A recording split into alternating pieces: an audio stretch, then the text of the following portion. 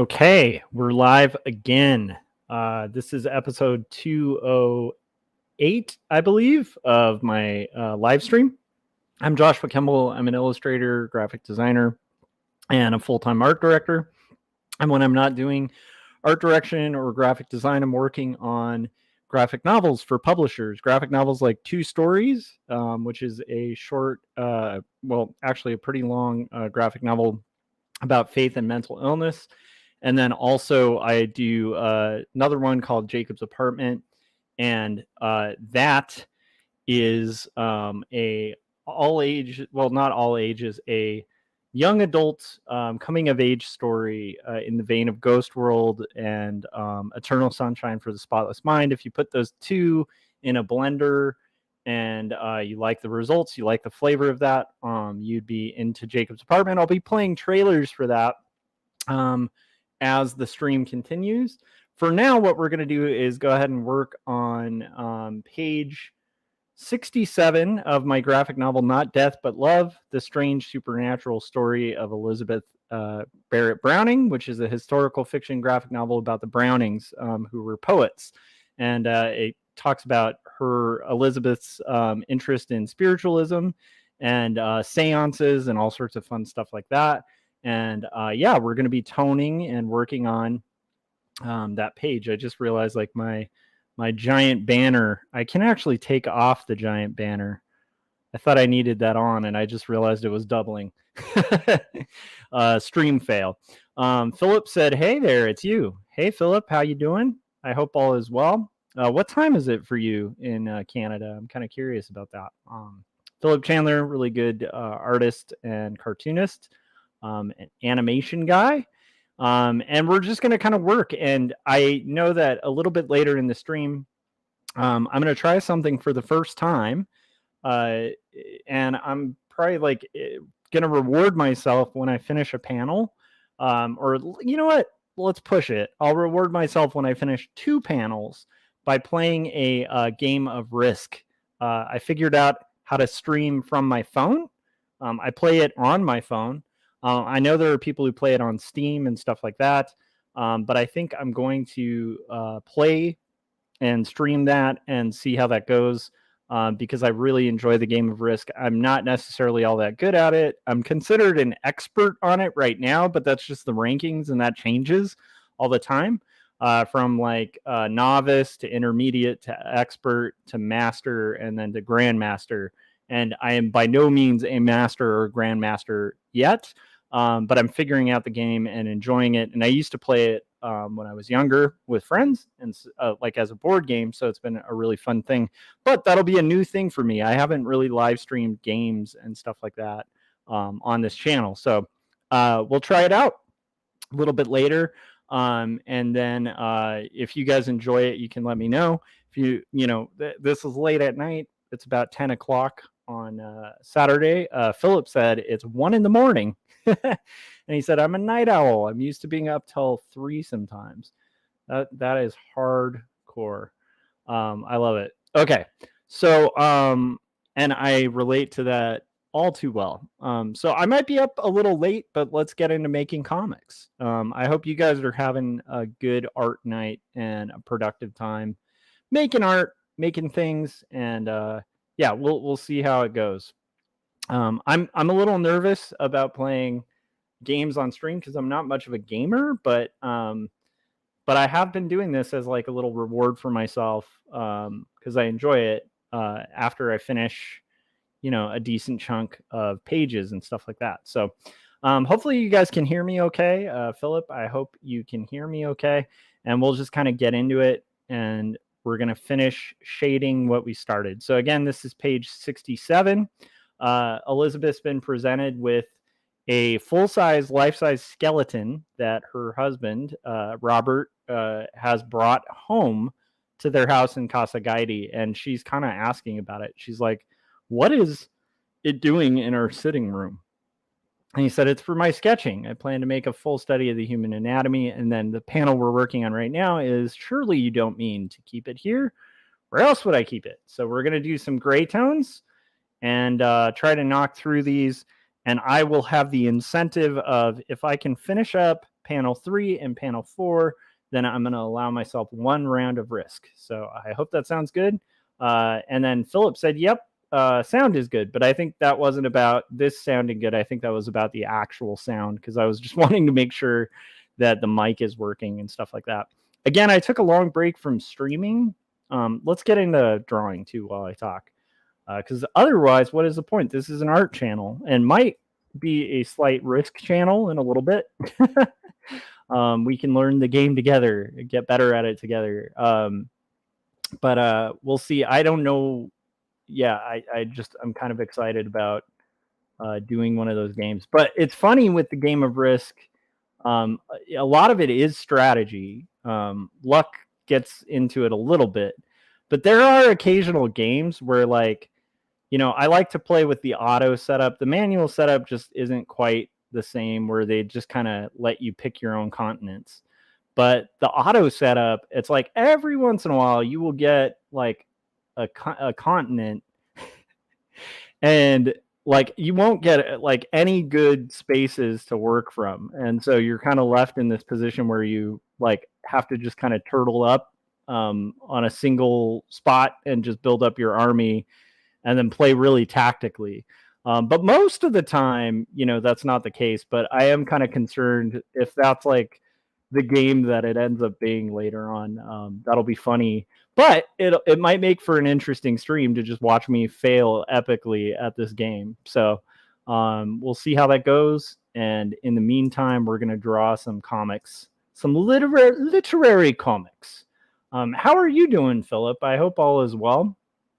I saw that you were doing a comic with like a dog in space, and I didn't see a ton about it, but tell us about it in the chats.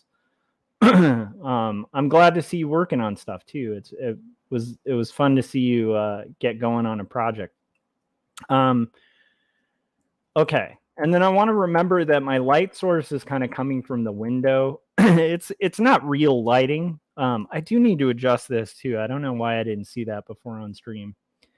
Like, this should get darker as it gets kind of closer to Robert. So we'll fix that up real quick.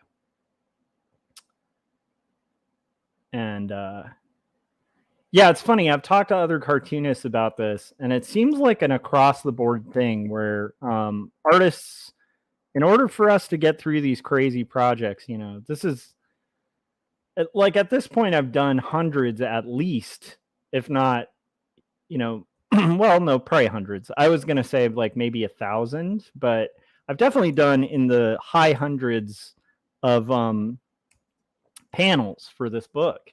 And so that's hundreds of drawings. And it's like, in order to kind of get through that, you have to kind of come up with these like weird incentives. Like, it's like you become your own manager.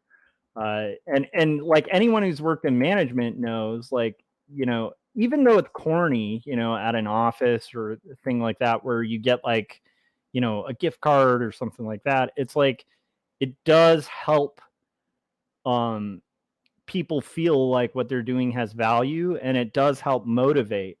And having incentives for people to perform well is like fundamental in business, right? Like, now you can do good incentives, you can do incentives that don't work. And I've talked about this a lot, where it's like, when you're doing, illustration or graphic design as like a freelancer, or especially if you're getting into comics, you're kind of your own boss, especially in indie comics, right? So you have to kind of treat yourself like your employee. And some of that means, like, if it means that in order to kind of get through a certain section of art, you have to kind of reward yourself, like, being like, I'm gonna, when I finish shading this face, I'm allowed to get up and stretch, or when I finish this thing, I'm allowed to whatever. And the reality is, you're kind of allowed to do these things anyway, quite often, right? But it's like, especially for solo creator-owned stuff, or in this case, like the book I'm working on, it's a collaboration with my sister, Lavender Vroman, who wrote the script, and we got a publishing deal for it.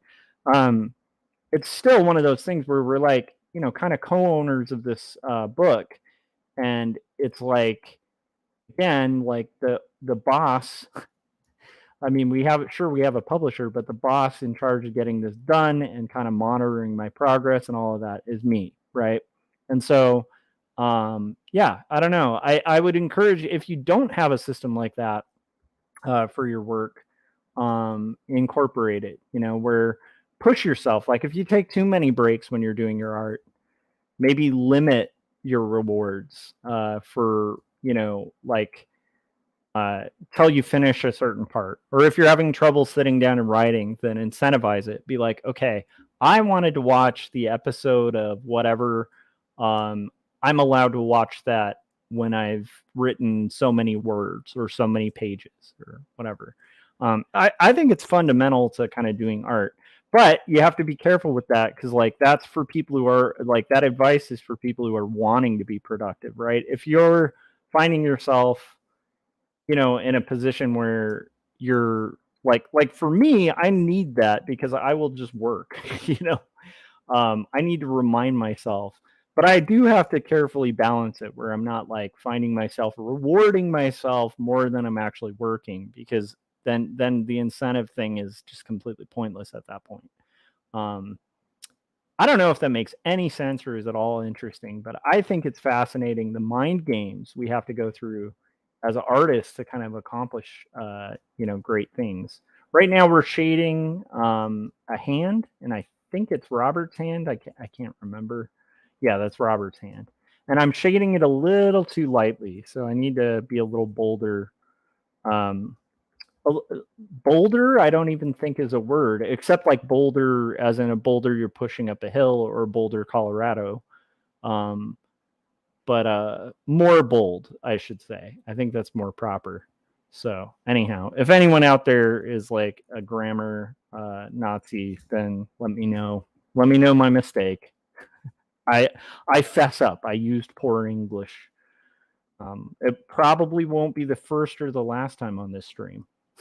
So anyhow, we're gonna rock and roll, and kind of as I'm doing this too, if you guys have questions or things you wanted to talk about, talk about what you're working on or how you're doing, I'm more than happy to hear it. And I hope you guys are working on projects as I'm doing this stream, because one of my goals with this channel, and I know I've been not streaming for a bit, but my initial thinking on streaming was the idea that I think the function of this stream and this channel, to me, is to, first and foremost, it's very selfish. It's like a way for me to keep myself accountable and promote my work, while getting work done. So that's one thing. That's the kind of selfish reason. But the heavier reason, the deeper reason, is I really enjoyed when I was in grad school and when I was an undergrad, going to Cal State Long Beach in their illustration program for both my undergrad and my graduate work. It was like the camaraderie of working on projects together with other students was something that is it's just unmatchable. Like if you ever have the opportunity to go to art school, you'll understand this. And if you've gone to art school, I'm sure you guys will relate to this. But there is something really magical about these formative times where you're trying to figure out, like, how do I use this tool, or how do I draw models from life? And you have these mentors that are kind of like walking you through it. But the coolest part of art school was the camaraderie with the classmates. And not just that, but like being surrounded by other artists who are all working on their stuff. And it kind of creates this atmosphere where you want to deliver your best game. Like you want to, you can't BS your way in an art school, at least in illustration and graphic design programs. Now, maybe fine art programs. That's my little shot at fine artists. Because I did see a little bit of that, like the what they call the tampon in the teacup. It's like an old joke, but that like people would bring like a tampon in a teacup to an art class and be like, it's art. But so you get a little bit of that, but in general, like it's hard to kind of visually fake when you're in a room surrounded with artists who can draw and compose and write, and like there's this air and interesting just it's like it's hard to explain, but it's kind of like if you were a jazz musician and you went to a club and were able to kind of freestyle with some other skilled musicians, and just the energy and inspiration and the levels that you would play at, I'd imagine would be better if you're surrounded by people who are playing as well. And so anyhow, like I kind of think of this as that, like this is a jazz club. This is a club where we can kind of hang out and work on art together, talk about our projects, and hopefully like push each other to do better and to be inspired, right? And so like, you know, there's people, I will say this, there are people who watch my stream who are better artists than I am, and that's awesome. That's what I want. I want artists of all types to be working on projects, and I think hopefully get some energy from hearing me work on it too. Because I get energy, like, you know, Gary is doing a live stream tomorrow. I think he said like at noon or 11. And I think it's mostly going to be a convention recap, but I'm excited to watch it, you know, if I'm awake. But I'm kind of excited because whenever I watch Gary's streams, I get like a little burst of energy to work on my own stuff. And same with like, you know, Philip, who's in the chats, and all you guys. So yeah, that's a long-winded way of kind of saying that I do art streams that I hope we're all working on stuff together, or hopefully at least it's helping you think of projects that you want to work on, and how far you want to get. And maybe, I don't know, I mean, maybe for some people it's a competitive thing where it's like, you know, you can look at me and be like, dude, this guy's only on page 67. I did 300 pages last year, something like that. But yeah, I don't know. I hope it's useful and helpful. So I'm really excited because I'm like, okay, we're getting through this panel. And again, like my little reward system, it is making me really happy about that, because I know, like, this is why I think incentives are great. This whole time, I am in the flow state working on this page. I am not taking too much time on it. I am taking enough time to make it good. But I am realizing that, like, hey, when I finish this and the next panel, I get to play this stupid game that I am obsessed with and not that great at. And I get to do it on stream, you know, and I'll talk you guys through like my thinking on it and stuff. And again, if you guys play Risk or something like that, or have played it, and you see me using really bad strategy, it could be fun because you could make fun of me. So there's that. Okay. I was thinking about this the other day. This is a totally different tangent, but you know, it's my stream and I'm working on stuff and we're talking about stuff. So, and again, I will also say this. I mean, I think the people watching are probably longtime viewers and stuff like that. But if you guys have a topic or a question or anything you want me to kind of talk about, or you wanted to talk about, definitely bring it up in the chats, and I'll address each one. And then if you have something you really want to say, you know, and you're noticing that I'm not like getting to your question, which I doubt because it's not like there's a ton of people watching the stream right now. But I do take super chats and super thanks and stuff like that, and I guarantee I will read them as long as they are not offensive or like, you know, against TOS. yeah. So what do we have? Oh yeah, where was I gonna go? Oh my gosh, I feel like I just blanked out, and I was gonna. Oh yeah. Okay, so this is something I was thinking about the other day. I was thinking about pride. Oh, Gary said, "Good Lord, twice in one day." I know I'm on a roll, but I have to finish this page tonight. So, well, at least the shading on it. So, but Gary, I'm gonna do. I don't know if you just tuned in, but I'm gonna play Risk after on stream.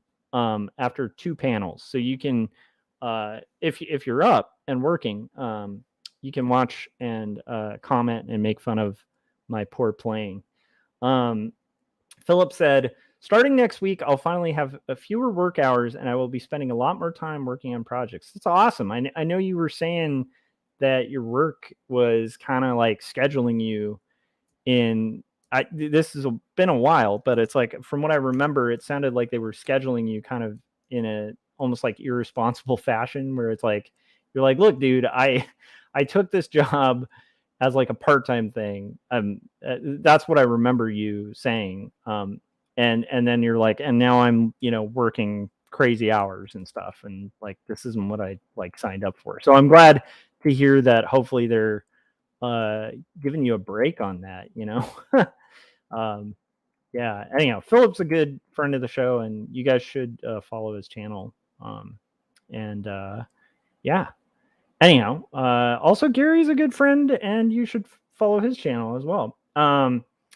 Gary said, I might not be there to see Risk, but I'm eager for us to organize a game. I have the app, and I'm ready to fight. Them's fighting words. The only problem is we all know each other, so we might. It'll be interesting. I'm excited. I'm excited about it. I'm curious who the fish will be. The fish is, I'm sure Gary's familiar, but like the fish is usually the person who's doing weakest in the game that everybody's going to eat from. And then I'm also curious to see who of us is like the more aggressive player that gets just taken out real quick by the rest of the board because they're just like, this guy's being an asshole. It will be fun to have a yeah, it'll be fun. I'm curious if like we pick, I don't know. I think it'll be a good thing. So we'll make it happen. All right. But I guess so. Gary was saying Con was a success, just a 1-day show, but went bizarrely well, and I sold out of all but 2 of my copies of my books. That's amazing, and that's great to hear. And it's well deserved because, like, I think the thing I love about our community is like people we know. A lot of people we know are making good stuff, and it's nice to me. It's like, Gary, your comics, like there need to be more people reading D versus M, and so that means more people reading D versus M, which is like exactly what needs to happen. So I'm kind of excited about that. I think there will be a lot more when that came from, especially when you get to the trade. But I will say this new issue, everything you've shown is just, it's coming out really stunning, and it's a cool story. A lot of tension. I like that though. Tension is good in a story. There's good tension and bad tension, and Gary is using the good tension. The bad tension is the tension of like, is this a good time investment? Which is not a tension you feel when you're reading Gary's work. It's all very methodical and thought out, and ties the threads. You don't feel like you've wasted your time or money. You feel like very rewarded reading his work. So I'm just going to endorse my buddies. That's basically, I will say that is a function of this stream. I want to promote and talk about people I like and their work, because that's another thing that I love about art school. And yeah, I want us all to rock the business, rock the art world. Okay.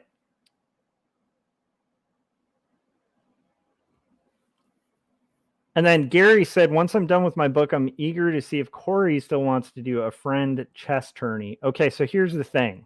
I like Risk a lot. I'm okay at it. Chess, I am horrible at. Like, I am awful at chess. I don't know what it is about chess. And I've had people tell me they think I'd be really good at chess, and it's like, no. I cannot play chess against somebody who's at all competent at it, because I don't know any of the strategies or moves. And so I'm the guy who, like, there's that 2-move strategy that's very famous among like people who play chess, and only chess players really know it, and they're like, they know how to instantly counter it the second it's played. I'm the guy who I will fall into it and you'll beat me in 2 moves. Like, I'm awful at chess.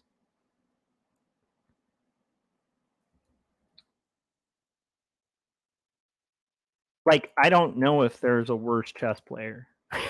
But I will play you guys in chess. I'll be the guy who gets smoked in like 5 minutes. I don't know what it is about the game. I don't think I played it enough growing up. And it's funny because like Risk, I think, has similar elements to chess where there's a lot you have to consider. There's a lot of variables and stuff like that. But it's like, I don't know what it is about chess that I suck so bad at.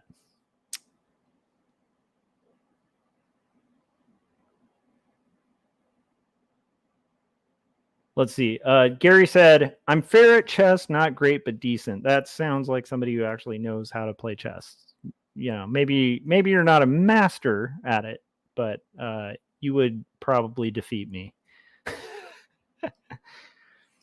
And I guarantee you this isn't a long con. Like, I'm not doing the whole like, oh, I'm not that good at pool thing, and then you pull out your own custom pool stick and clear the table. You're like, yeah, I'm okay. You know, I'm not being humble. I'm just being honest. Like, I am awful at chess. Um, I appreciate it and admire it, but again, I don't know enough about it. But me saying that, you know, keeping in mind that would be like somebody who doesn't draw being like, I'm awful at drawing. And it's like, well, I mean, everybody's kind of awful at drawing when you haven't tried. Like getting good at drawing is just like a lot of doing it. And there's of course going to be elements of you know, like, I don't want to say talent. I want to say like almost like disposition. Like, there are people out there who for some reason just love working on cars, right?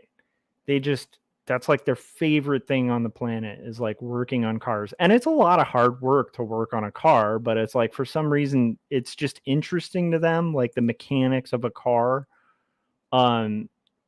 More interesting than it was for me at a young age. And I envy them a bit, right? Because because I had no interest in car stuff.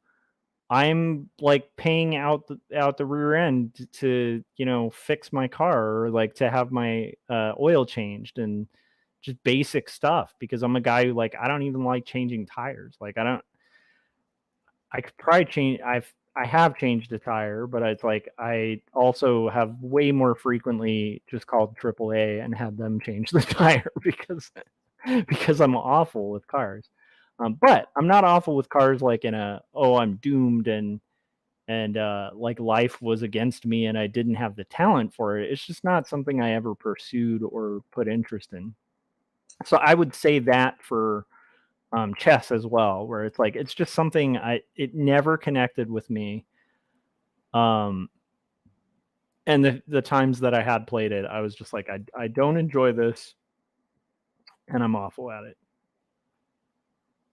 Whereas there's other things that I've tried that I'm awful at that I kind of was still like love. So I had the interest in kind of pursuing it and getting better. You know, it's interesting how that works, and I wonder, you know, maybe this can get into like a conversation about like determinism. But I kind of wonder how many how much of that kind of interest is just kind of hardwired in us, and then how much of it is choice, and then is it really choice? It's interesting. And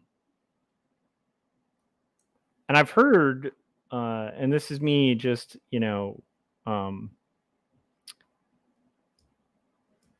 like armchair theorizing, but it's like I have read and heard that there is a ton of evidence that determinism is probably true, which is a little depressing. For those of you who may not know, I know like Gary knows and Philip probably knows this, but for anybody watching this who doesn't know what determinism is, it's basically the idea of like is there really choice? Or like when you are driving on the road and you get in an accident, did you really have any choice in the matter? Or the circumstances of your life that you were born into, the genetics that you have, the environment that you were in, it was just, there was no other option than that accident occurring. And determinism is a scary idea. Why people don't like it, including myself, is the idea of like not really having a choice in a matter. That's a really scary proposition, right? Because if we have a world where people are out there, just kind of hardwired and in circumstances where they have no choice, even though they have the illusion of choice, that's really scary because that kind of puts morality and all sorts of stuff kind of in question.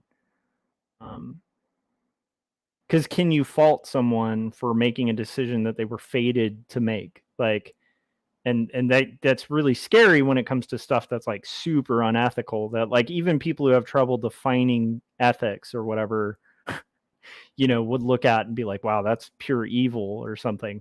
And if you are looking at that and then you're like, but that person or that event or whatever was kind of like preset, pre-established, it's a little frightening, to anyhow.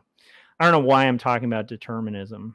This is where how my brain works when I'm working on art. It's like it kind of rolls from talking about chess to talking about determinism. But anyhow, so it's interesting to me, like when it comes to interests and determinism, how much of our interests are formed by our life, and our surroundings, and like outward conditions, and how much of it is formed by our own personal choices. It's an interesting thought, like, did I choose to be an artist, or was I just hardwired to like this stuff? And that doesn't mean talent. That just means like, there's certain circumstances that are really common with people who picked doing comics. We have a lot in common. Not all of us, but like, were we all people who filled our time drawing?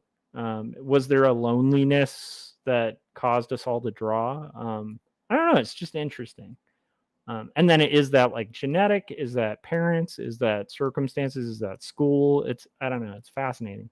Philip said, I'm not at all a strategist. I can't think in those terms, which makes me bad at board games as much as I love Catan. Settlers of Catan is a great game. And you know what I like about Settlers of Catan is the rules are a little complicated, but it's still a game that you can win, with with a little bit of a walkthrough of how the rules work. It's hard to win, but it's not one of those games where like you will never win. You can play somebody who's really good at Settlers of Catan and still smoke them, if you play it right. And that's kind of neat because with chess, I feel like with chess, you're kind of walking into the lion's den. 9 times out of I think the likelihood of ever beating an expert at chess, if you're a novice, is pretty slim. Like I think the odds are probably better for Catan. I like that about that game, but I also like that it's still it does have a lot of the elements that are fun about Risk, where there's a lot of politics, thinking like 3 moves ahead, that kind of stuff. And we're getting there, guys. We're getting there on this page. And that skeleton is looking super great. Okay. I just have to rock the background on this. And we'll move forward. But yeah, I'm curious what you guys think about determinism. Do you think that, like, even people I know who are like hardcore determinists still like the idea of like, but it's still important for society to function to pretend that we kind of have a choice in the matter of our choices. Anyhow, so what are your guys' thoughts on that? Do you feel like people, given the, like, basically if you put anyone in the same circumstances, that they're going to come out, like, you give them the same genetics, you give them the same circumstances, they're going to make the same exact choices? Or do you think there's a difference? And is this at all interesting? Because I'm weird, man. I'll just ramble about random stuff that I'm thinking, and that's half of the fun of doing these streams. But I am kind of curious about it. Okay, we have kind of this wall that's behind them, and it's going to kind of get darker as it gets toward the bookshelf. And by the way, as I'm shading these things, because this is a weird method for me to work, I'm doing this uniquely for this book. But what I do is I kind of make a new layer every once in a while so that I can kind of like shade, like, for instance, the background over the character and then kind of erase it out without, like if I was rendering this on a flat sheet of paper, it'd be, like either masking things off or just kind of like very meticulously kind of going to the edge. But one advantage of working this way digitally is I can kind of do that, go outside of the lines, and then just kind of clean up around it, which I like. And then we have Thomas Adams said, the cards we are dealt with are determined. Our choice is how we play the hand. That's what I want to think. But determinism is weird because it's determinism, at least from what I've understand of it, and if I'm wrong, correct me if somebody's an expert on it or something, but from what I understand of it, it's actually the concept that, like, you not only are the cards you're dealt not your choice, but even the way that you play your cards is predetermined. Like, it's like you can't even play your cards, like, because of who you are, because of the genetics, because of the way you were born, because of the circumstances and stuff like that. Like, if you are playing your cards, it's all you would always, like, even if you reverse time, you would always play them exactly the same way that you did, because you had to. It's interesting. It's an interesting thing, and what's scary is there's a lot of science backing that might be true. Oh, Gary said, all right, long day and I'm spent night all. Yeah, dude, you did a con. I would have passed out like 2 hours ago, Gary. You're insane. Go to sleep. And if you guys enjoy Gary, check out Gary Hodges' channel tomorrow at 11 as well. But I want to agree with Thomas about it, because I do think we have a choice, but I also think there's a lot of data suggesting we don't. It's kind of like just this weird, interesting. And then Philip said, congrats again. And good night, Gary. Yeah, congrats, by the way. Gary almost sold out of his books. 2 books away from sold out. That's a good con. What he's not saying is he only brought 2 books. So I'm just kidding. That would be funny, though. If you were like, man, this con, I killed it. I only had 2 books left. I almost sold out. And then you're like, how many books did you bring? And they're like, 2.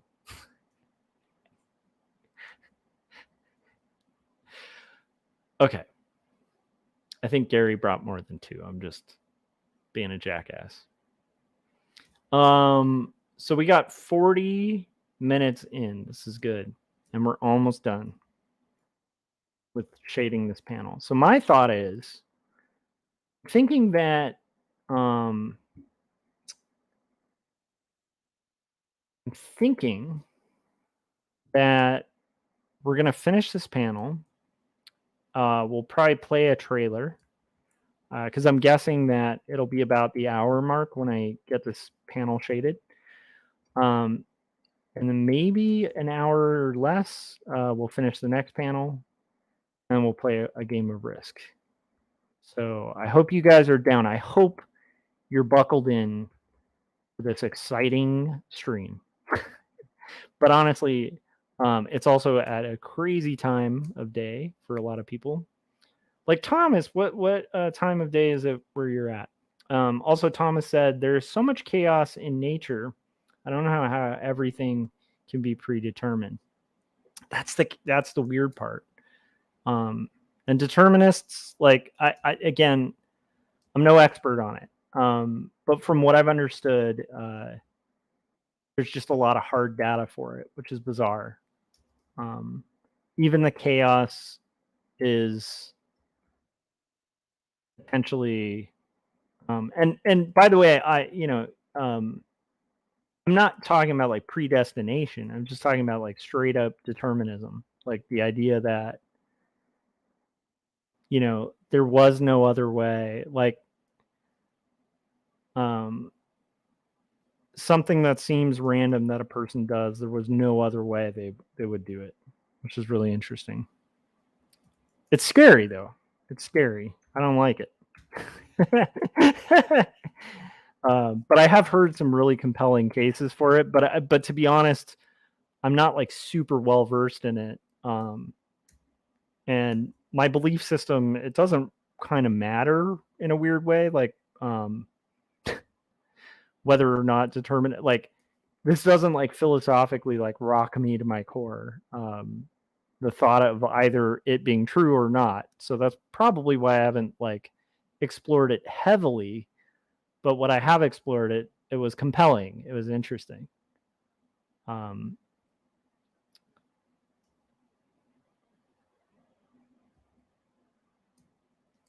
But scary.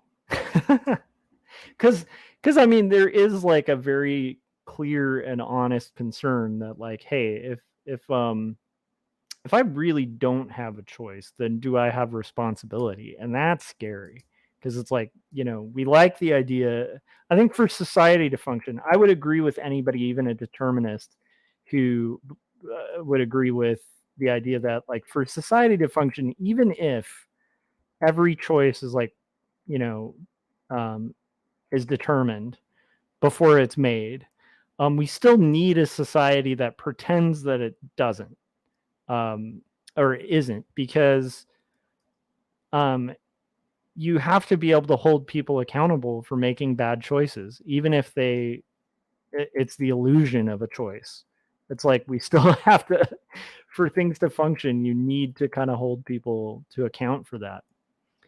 And why do we need to do that? Because we need to feel safe in our society, and we need to try to incentivize, like I was just talking about incentives to make art, and it's like, if it's all predetermined, then why even make art, right? It's a little scary. But then ironically, it's like, well, it's because I'm determined to make art. Like it's because the way I'm wired and the way I grew up and all of that stuff, it's like there was no other choice than to stay up all night working on this stuff and play Risk in an hour or so. on stream and get made fun of. Oh, and then Thomas was saying Las Vegas, same time zone as you. Awesome. How is the weather in Vegas? It's been really weirdly rainy, rainy and snowy past few days in my little desert spot in California. It's kind of insane.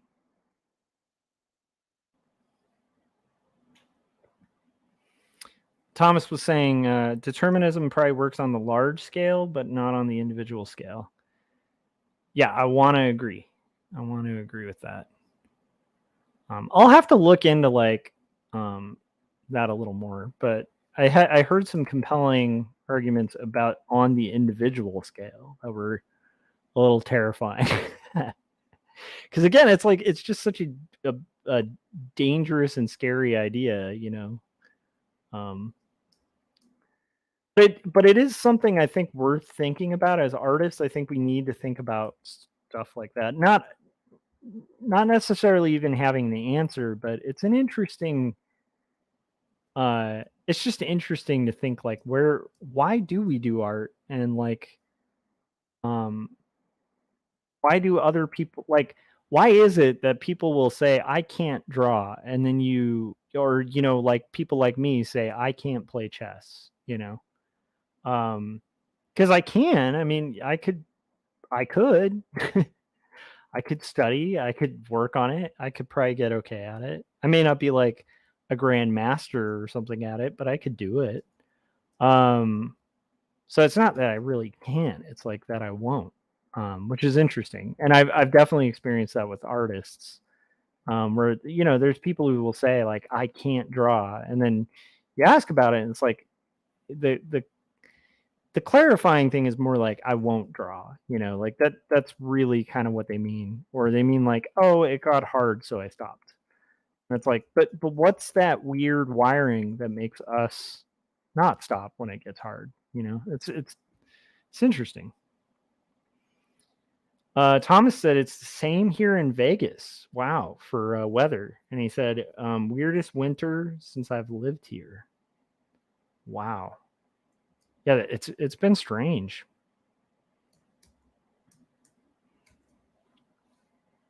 I mean, I'm not complaining too much. Like the driving has been, you know, rough, but it's like California was also having a drought, so I do feel like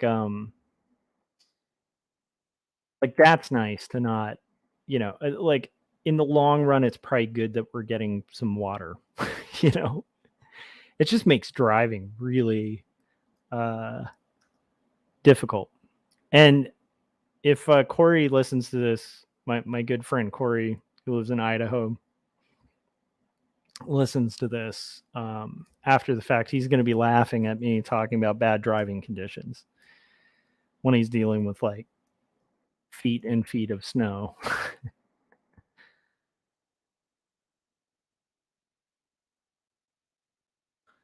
But for us, it's bad driving conditions. I'm getting there. I am enjoying how this is coming out, though. This sequence is really funny too. I can't wait to get to the next page. There's a dancing sequence where I'm going to have the same character kind of repeated throughout the panel. So like different actions throughout the panel. I'm very excited about that. We're almost done, guys, with this panel. And when I'm going to tell you straight up that when I finish this panel, I'm going to play a trailer. So if you guys have a preference for which trailer you want to see, whether you want to see one for Jacob's apartment or for Two Stories, let me know in the chats.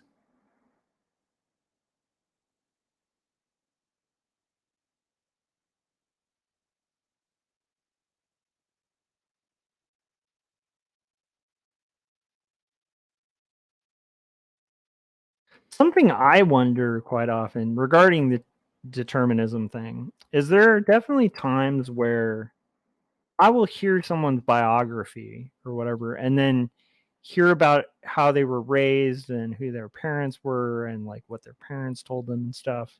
This isn't everyone, right? But every once in a while. And I'll be like, if I were that, like, if I were in that exact circumstance with those exact parents, with the exact interests, would I have done the same thing? It's an interesting thought. And it can be a little scary too, because I do think given the right circumstances, people are capable of really good things. And I think given the right circumstances, you can get really good people to do really bad things. But I think I'm with Thomas. Like, I think philosophically, I want to be with Thomas, where I'm a big believer in choice. Like whether it's true or not. You know what I mean? Because I like I for my own life, accepting and embracing the fact that the times the power that I do have, embracing and accepting that, and then kind of rolling with the stuff that I can't control, like that's been very helpful in my life.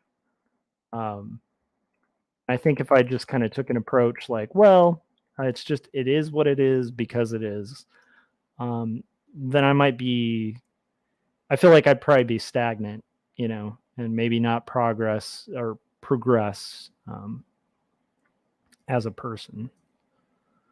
But it is an interesting like thought experiment to like read a biography of like a horrible person and then ask yourself, if I were in those circumstances, would I do like realistically, if I had that family or that time period, or like, would I have done the same thing? Interesting. I think there's some clear cases where you might be like, definitely not. But I think there's others where you might be like, whoa, this is a little strange, but it's like scary when you're like, I almost can't blame the person. Um, I've had that thought, you know,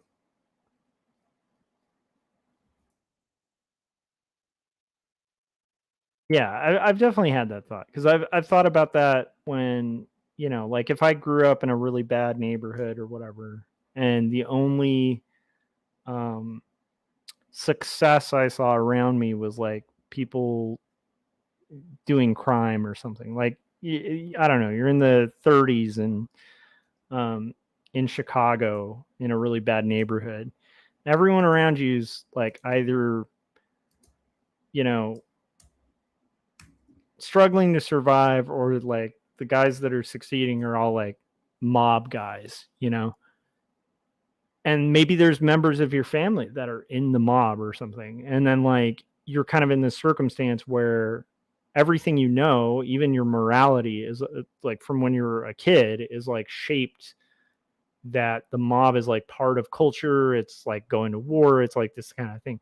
Would you join the mob? Like, and it's interesting to think because it's like you might, because you know if everything you're learning from a young age is that, then like it might be kind of more of an anomaly that you wouldn't kind of choose that lifestyle. I don't know. It's just an interesting thought. Um, Philip said we're supposed to get a bunch of snow tomorrow. Yes, does it snow? I'm guessing, Philip. It probably snows a lot, right? Um, and like how often? Like how much of the year does it snow where you're at? Now this might be my like bad geography because I might just be like everywhere in Canada is snowy, but I would imagine since you're it's so far up there, I'd imagine it's going to be cold, and snowy. Thomas said it sounds like a way to dodge moral responsibility, but the environment is a very strong factor in one's life. I agree. I think we as a society have to have moral responsibility. People need to be held to account for the choices that they make, whether moral or not. And whatever the circumstances, we should always vie and try to make the right choices that hurt the least amount of people and are responsible to our neighbors and stuff like that. But it's interesting to think about the reality of like how much of that choice is actually a choice. It's interesting. And then Philip was saying it depends on where you are, but overall the last few winters have been mild. It's definitely cold.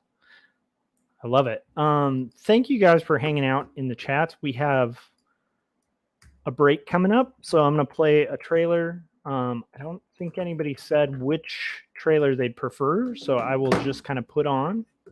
Let's see here. We'll find a trailer. Let's play. We're going to play the book review of Jacob's Apartment. And then I will come back and we will rock this business of doing this last panel. And then if you guys are so inclined, stick around for Risk after that. So hopefully this last panel or this fourth panel will go quicker because I can't wait to play Risk. Okay, and hopefully it streams okay because it'll be my first time trying to stream a phone game and seeing if it works. Hopefully it does and doesn't give away all my personal information or something like that. All right, here's the trailer. I'll be right back and we'll get to the fourth panel after that. And thanks for sticking around and watching the show. Okay, I'll be back. Hi, my name's Chris and I like comics. I want to talk about this comic for a second here. I just got this in. I ordered it direct from my local comic shop through Diamond Distributing. It's Joshua Kemble's Jacob's Apartment. I really enjoyed this book. There's all kinds of comics out there, let's be honest. There's fun comics, there's superhero comics, there's young adult comics, there's adventure comics for kids. There's so many different things on the planet. But there's also an entire subgenre of alternative books. Real life, real world depictions in comic book form. Situations that happen to each and every one of us. And this is a fine example of that. If you get a chance, order this book from your local comic shop. You won't be disappointed. I can't sing its praises high enough. Okay? Check it out. Jacob's Apartment by Joshua Kemble.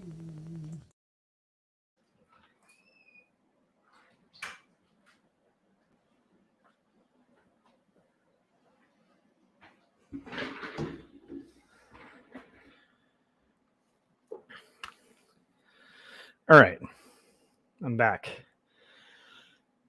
For anybody joining or tuning in, we are working on a graphic novel called Not Death But Love, a strange supernatural story of Elizabeth Barrett Browning.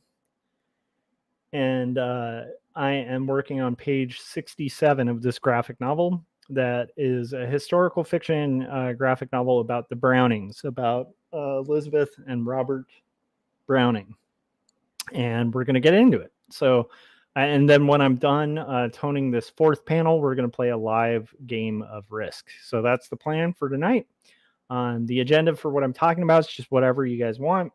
We were talking about weather, which is always fun in different parts of the country. I feel like one of the cool things about streaming is, you know, there's people from Las Vegas, there's people from Arizona, there's people from Canada. Like it's I don't know. I just think it is a world uniter is the interwebs when it's at its best. It can be at its worst sometimes because of that too.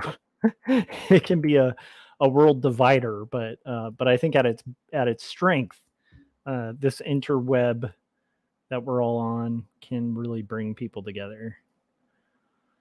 Okay, so that being said, let's get into this and shade my drawing of Robert. We'll start with Robert. Okay, let's get into it.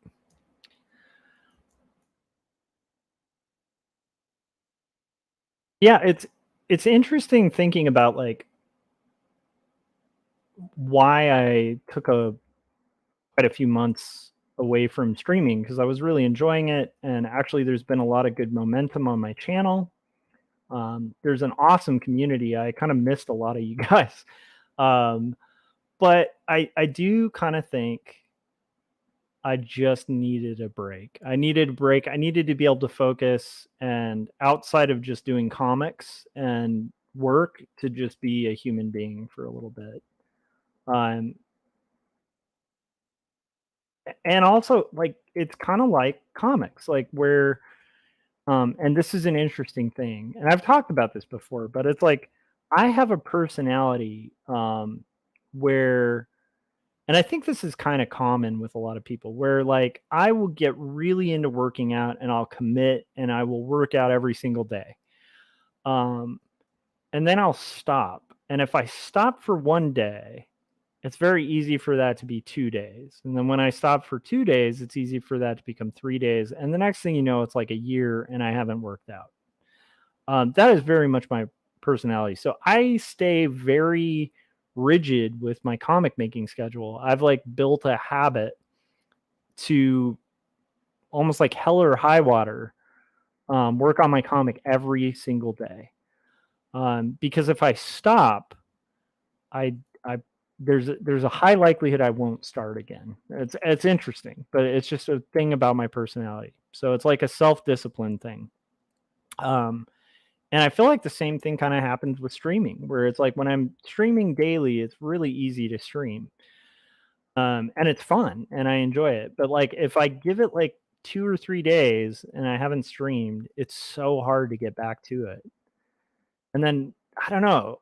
It's like the whole thing Stephen Pressfield talks about in The War of Art, where he talks about like resistance and how when you don't write and you're a person who wants to be a writer, every day you don't write, you're like kind of giving into resistance.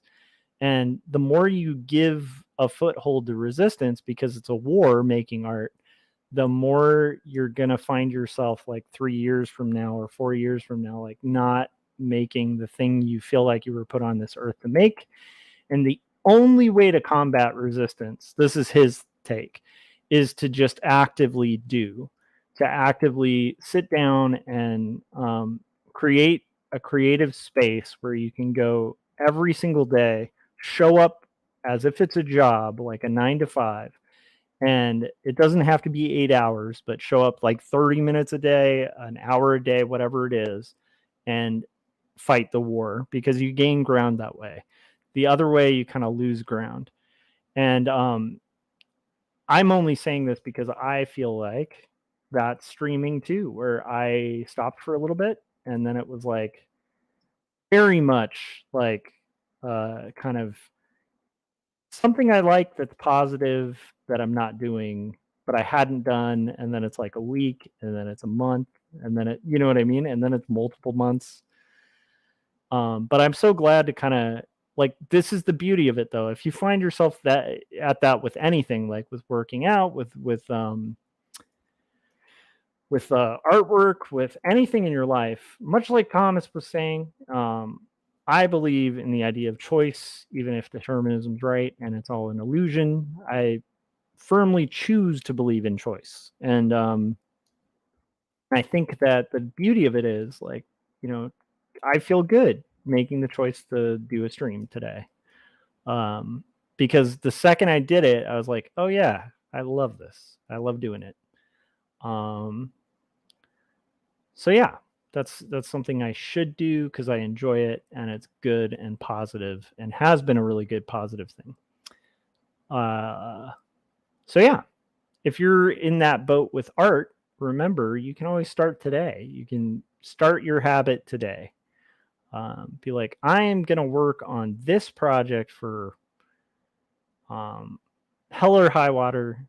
I'm starting right now. If something comes up and I have to put it off, cool. I'll put it off, but I'm not going to put it off for a day. Today, I cannot sleep until I finish this thing, or I cannot pray. Well, you know, the incentive thing. I can't play Risk till I finish this panel, that kind of thing. I'm going to be doing that with streaming more often. So, and there's definitely like before, you know, there's definitely times where I'm not going to be able to stream because like I just need to focus specifically, or it's like a certain process of the art that just isn't conducive for streaming.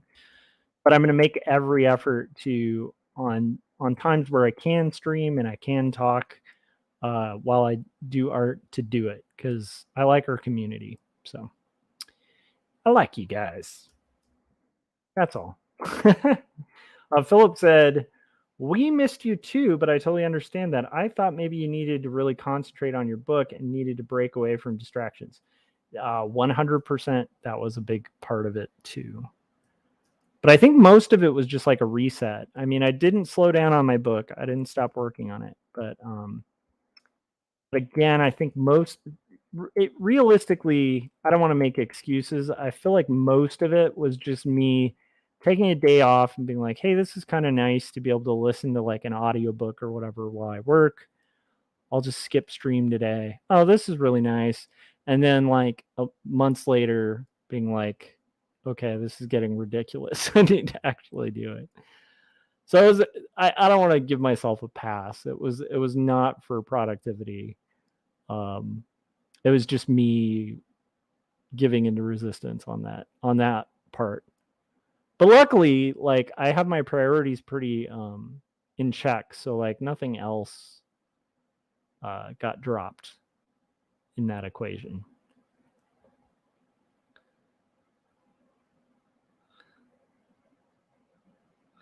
Thomas said, my issue is for work or other people, I can do just about anything. For myself, it's hard to get out of bed. I get that. I have a friend named Alan Noble who actually has a book called On Getting Out of Bed that addresses that very thing. Which I think you can pre-order, but yeah, it's like sometimes, and as somebody who's struggled with mental health issues, I wrote a whole book about it. Right, I wrote a whole second book about it that I'm gonna illustrate after I finish this book. And I'm a big fan of like demystifying conversations about struggles and depression and mental illness and life. I think there are some times where it gets so heavy that just getting out of bed and functioning and doing your job and kind of coming home and surviving, like I guess what I'm saying is I think there are some times where like surviving alone and just choosing to get out of bed is like a very heroic thing. As weird as that is, because there's definitely times where the struggle can get real heavy, and that alone can be kind of like an act of bravery, So not that ties into what you were saying too much, Thomas, but I was just saying like it just makes me think of that. We are toning Elizabeth's hair. Elizabeth's getting her hair done at a salon, the salon of Joshua Kemble. That's right. I've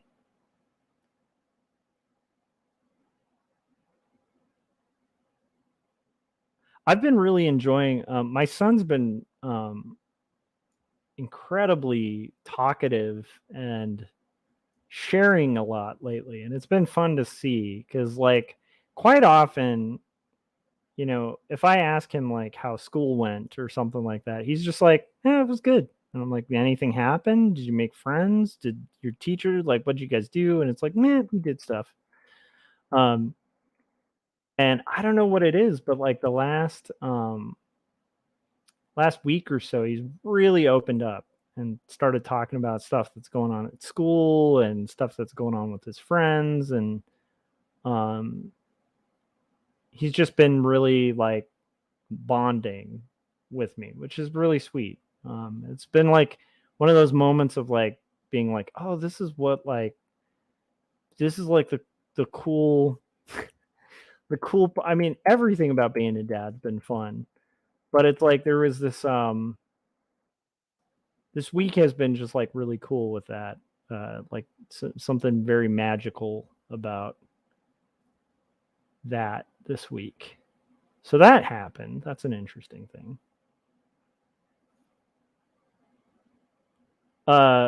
Philip said, at Ooh Girl, Who Done Your Hair Salon. Exactly.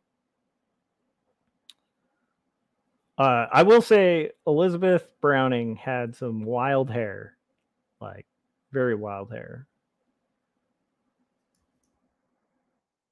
It's a little hard for me to figure out a way to cartoon it that was like honoring who she is, but also like trying to kind of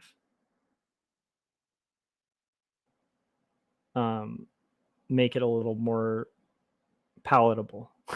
I don't know if that makes sense. It's an interesting thing when you have to draw historical figures in a comic, like the line between how much do you want it to look like the person, how much license you want to take with it. Do you want to kind of make them look a little bit better than they really looked? Do you want to make them look a little bit worse than they really looked? That's an interesting thing too. Philip said that is actually an actual place. Ooh Girl, Who Done Your Hair Salon. I did not know that.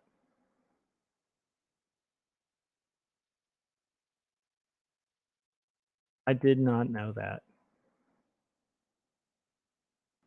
And my faith in humanity dropped a little bit. That's really a name of a salon.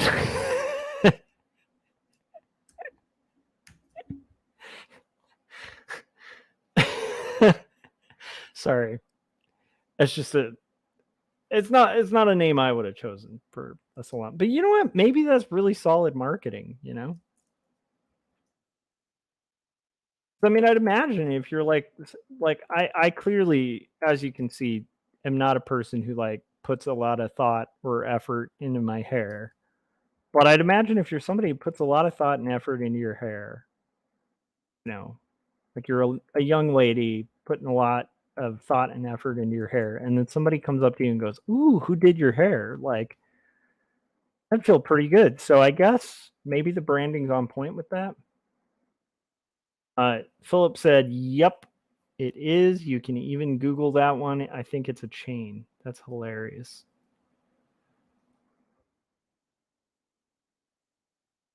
I guess that's okay marketing. At first, I was like, "Why would that's a horrible net? Like, what is wrong?" And then I was thinking about it. I'm like, actually, that's pretty solid marketing because um, you're literally titling your business what people would want to hear from the product that you're the service that you're selling. You know.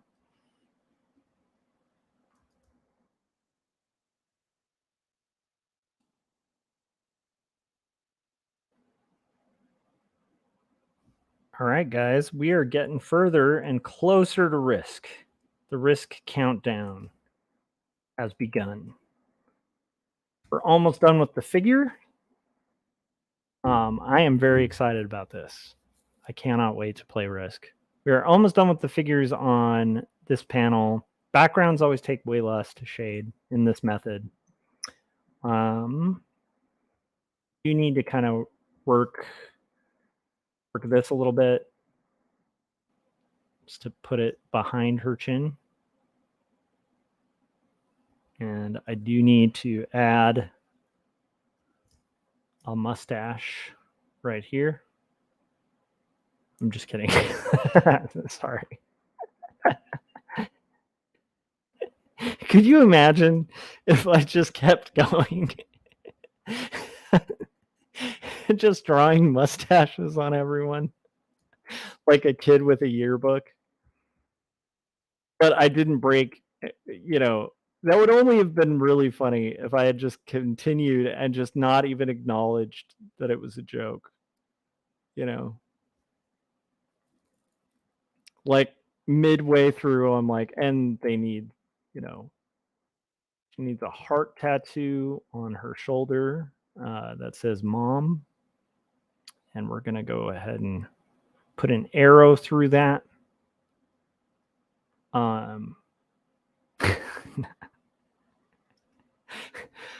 At some point, I'm gonna have to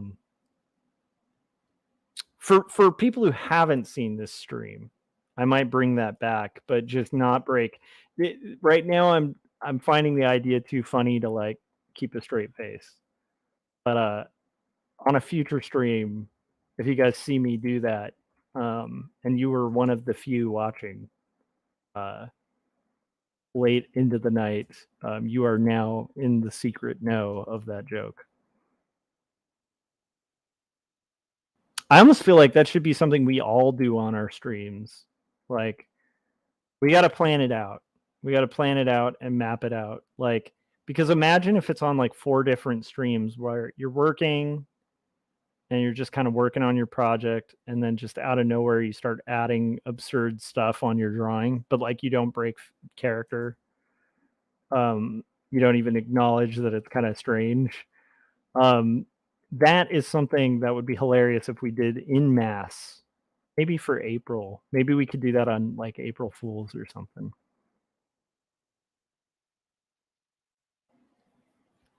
Philip said, Josh, how tired are you? LOL. And he said, you had me for a moment. I just burst out laughing. That's awesome. I am kind of tired. I'm a little tired, but I'm motivated. I'm motivated by risk. And it's funny because I'm hyping it up intentionally, partially because if I really bomb at this game, it's going to be hilarious for the people who are watching this stream, especially anybody who like hung around to watch the risk game. If you hang around and you're like, this will be interesting. I wonder what's going to happen here. He must be okay at this game. And then I completely just eat it and get killed in like 5 minutes. That will be funny. That might be a worthwhile payback.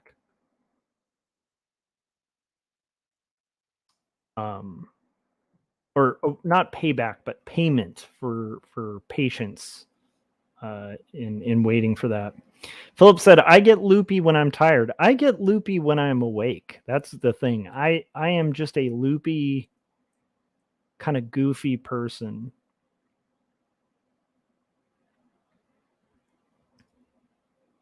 I sometimes have like a dry sense of humor, but I definitely I like getting pretty silly.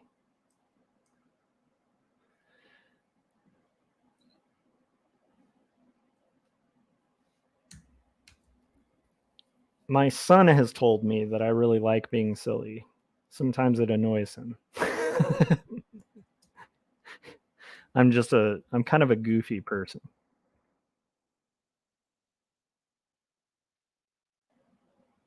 All right. So we have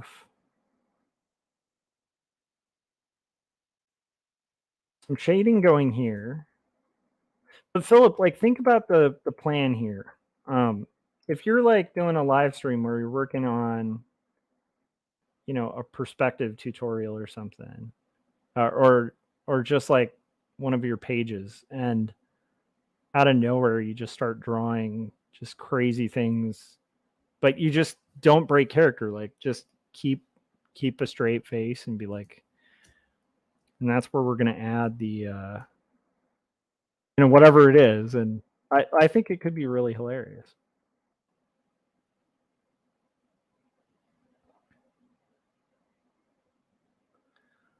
Philip said, I did want to say earlier, though, that your drawings are really tightening over the course of this. I'm not sure how to explain it, but the line work is looking really tight. Thanks.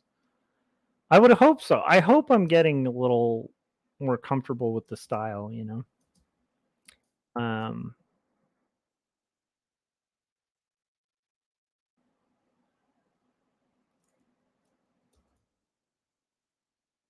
I kind of feel like we're going to get there. We're going to get there. We're going to make this happen. So, do you guys listen to YouTube or podcasts or anything in particular? Is there something that's like your go-to stuff when you're working on art? Let me know in the comments. I'm always kind of interested in finding out about new stuff.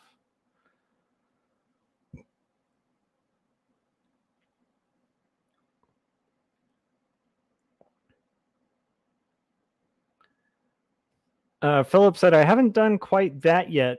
Maybe I might. And he said, I've told a stupid joke and burst out laughing, but nothing with the drawings while streaming. I feel like it would the only thing that, like, it won't work fully as a bit unless you really don't break character. Like, you almost can't even know, like, the way you'd have to execute it for full humor would be to just never acknowledge it. Just straight up, like, draw mustaches on every character, keep a straight face. Like, if people in chat mention it, just like pretend you didn't see it. Like, you're just completely unaware that this absurdity is happening before you. I think that would be a golden bit. Okay, so we're getting there. We're getting a little further, kind of establishing the shadows. And we've talked about a range of things.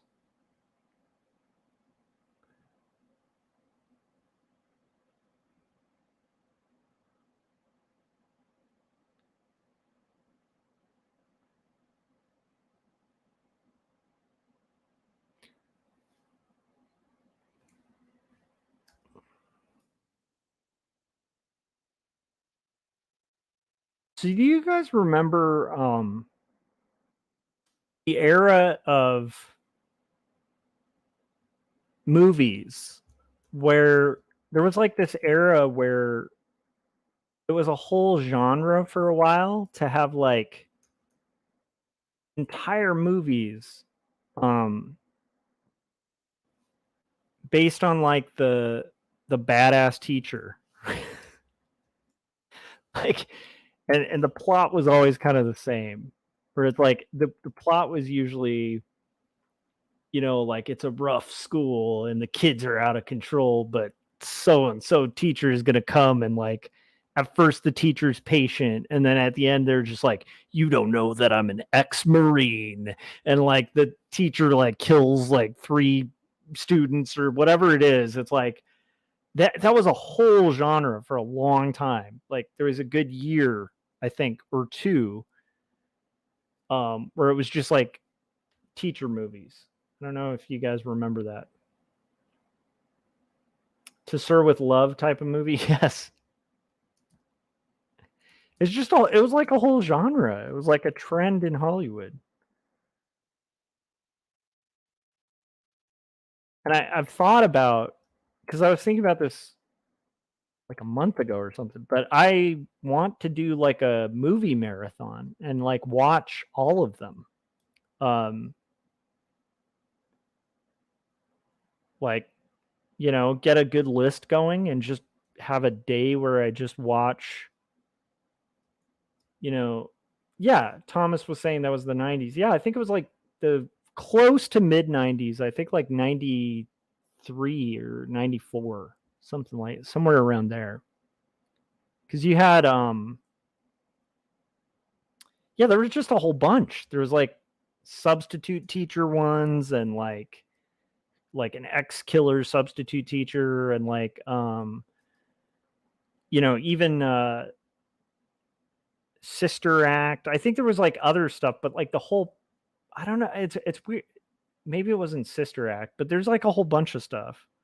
I think Dangerous Minds. Was Dangerous Minds a teacher thing? I think it was. And I think it all started with uh that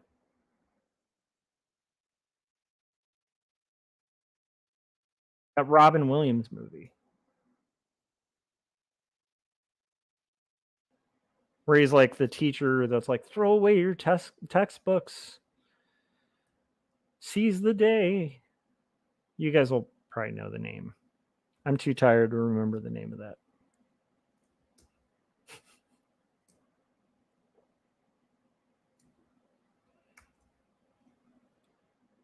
Yeah, Dead Poets Society, which again wasn't the same thing. It's not like it was like teacher goes to like rough neighborhood. That was more like teacher goes to like uptight prep school. Prep school students undermine teacher, you know, but really what's happening is the teacher needs to unlock the true learning of the students. And how will that happen? By not learning, you know, like whatever it was. Um, but then like I feel like there was a twist after that where they were like, you know, some executives in a boardroom. I guarantee that's what this all came from. Executives in a boardroom were like, because I mean, you see this all the time with comics where people are like, this thing's successful. And it kind of sucks because we're all kind of trapped in this box where we have to pitch things comparing them to other things. It's like this, but with a twist, or it's like these two things, or whatever it is. But part of that's because people have gotten so conditioned to that like boardroom meeting pitch.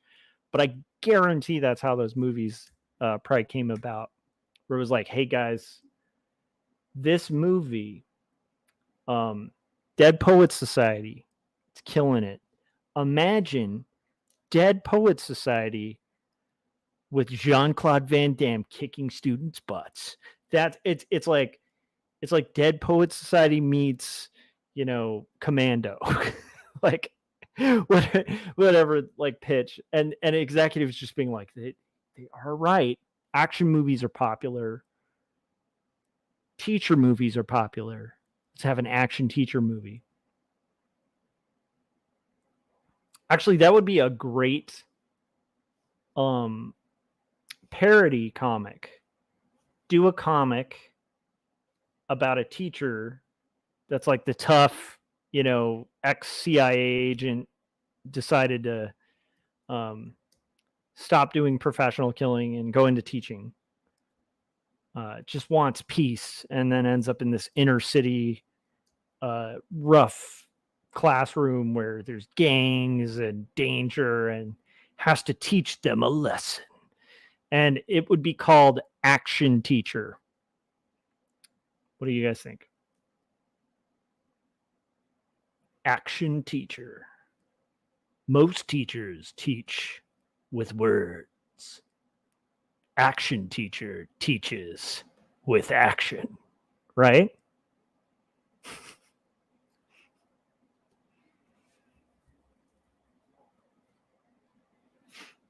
Oh, Lean on Me was another. Yeah. Morgan Freeman. Yeah. Edward James Olmos, Hilary Swank. Bad Teacher with Cameron Diaz. Was that a parody of that? I thought Bad Teacher was just about being a really bad teacher. I didn't know it was I don't know. I haven't seen Bad Teacher, so I don't know.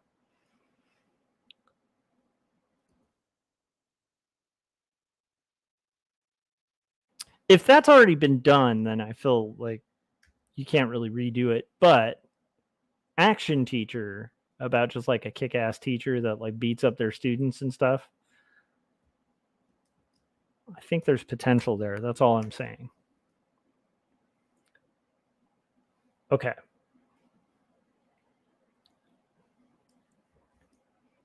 So let's do the background. We're really close to Risk, you guys. We're really close. I hope I've built it up to where you guys are as excited about it as I am.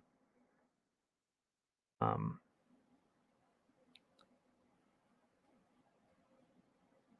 and I don't know, it'll be my first time doing a game while streaming. So I may not have the hang. It's going to be interesting to see if the mechanics work. If I'm able to even pay attention to chat. I think I'll be able to, but Risk is pretty intense.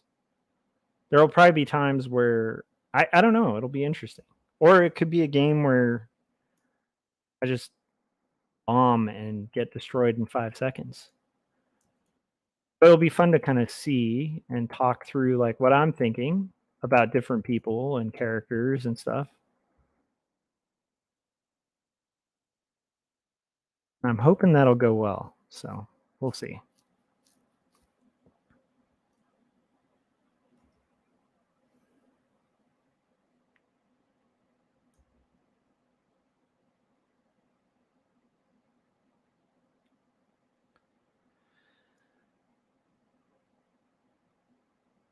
So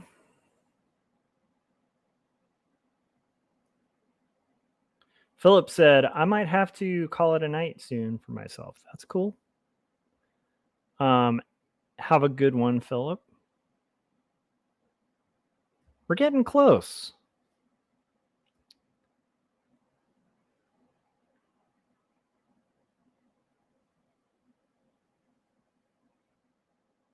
Very close. Okay. So now we're shading the background and thinking about action teacher.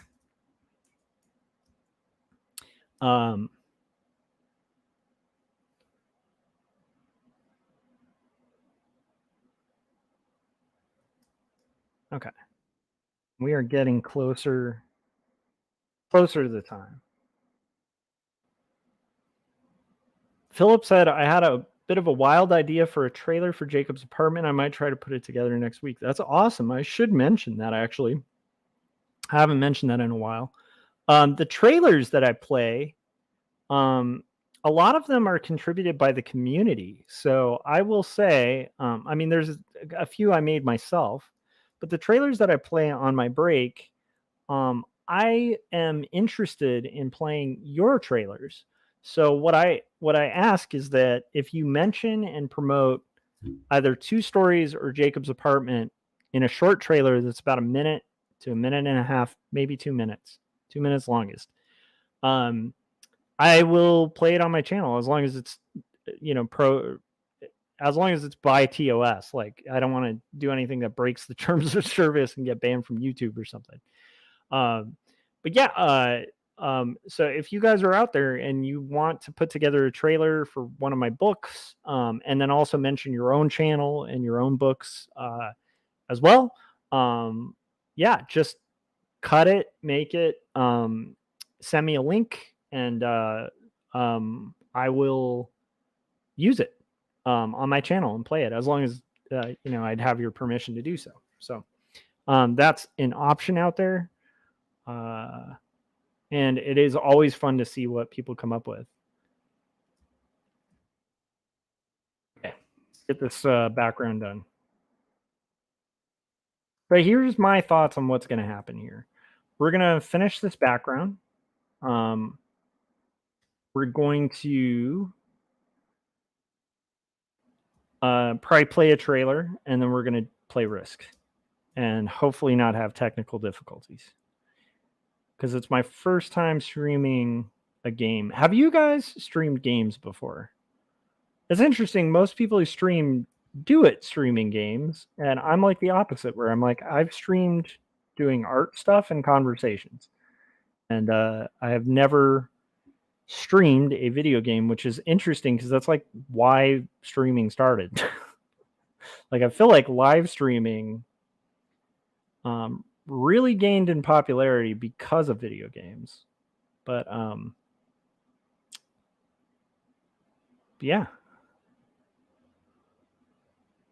Okay, here we go. We're gonna kind of darken this corner a little bit,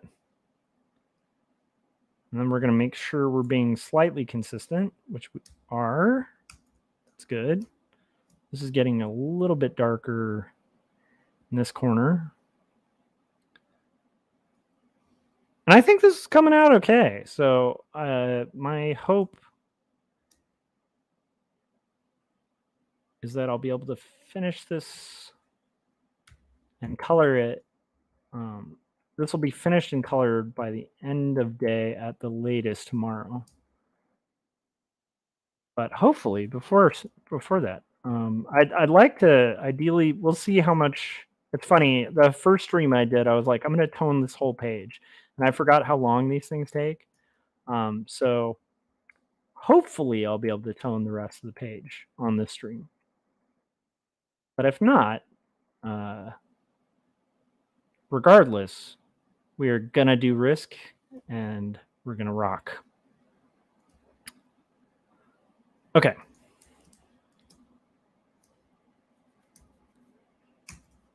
So I'm almost there. Okay. We gotta make this happen.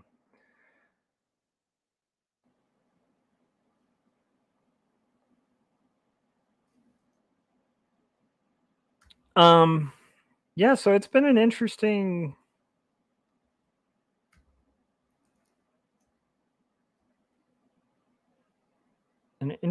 time. The time off stream has been pretty fascinating.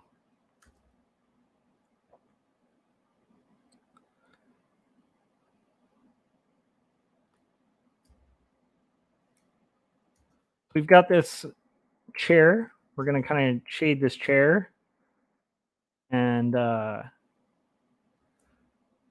a little shadow underneath it. There's going to be some shadow that's going close to this couch thing that's behind here. It's going to go dark.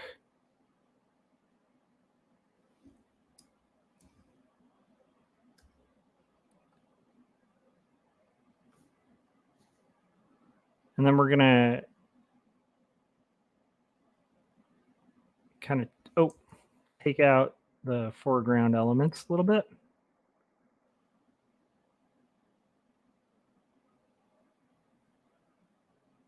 And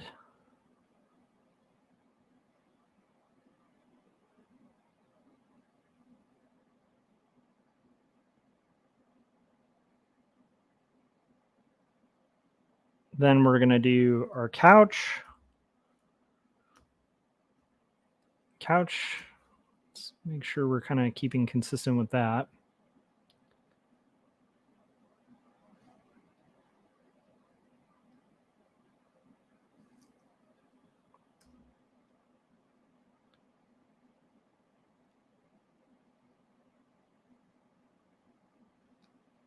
And I am nerdily eager to play Risk, although to be honest, I'm a little nervous. I have never played with people watching before, so that'll be interesting. We'll see if it throws off my game. Although honestly, I will say like yesterday, because I usually do like one game a day or something like that, and yesterday I was very much off my game, and I like lost quite a few rounds because I just wasn't in the zone. Okay, we have our mirror. Let's see. Okay, so the mirror is going to just have some bands of light. I want to have definitely shadow suggesting direction from the right. I want to give a little bit of texture and gradation to the wall. And we're almost there, guys. It's going to add our shadows on our picture frames here. And then there's going to be a deeper shadow that goes behind the door.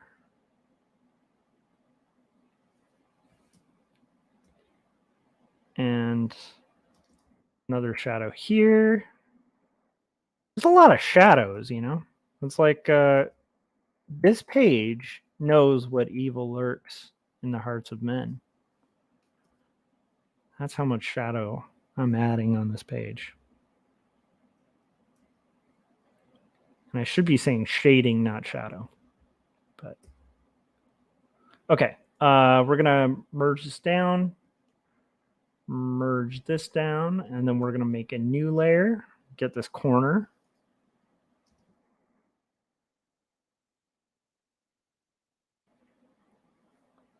Okay, and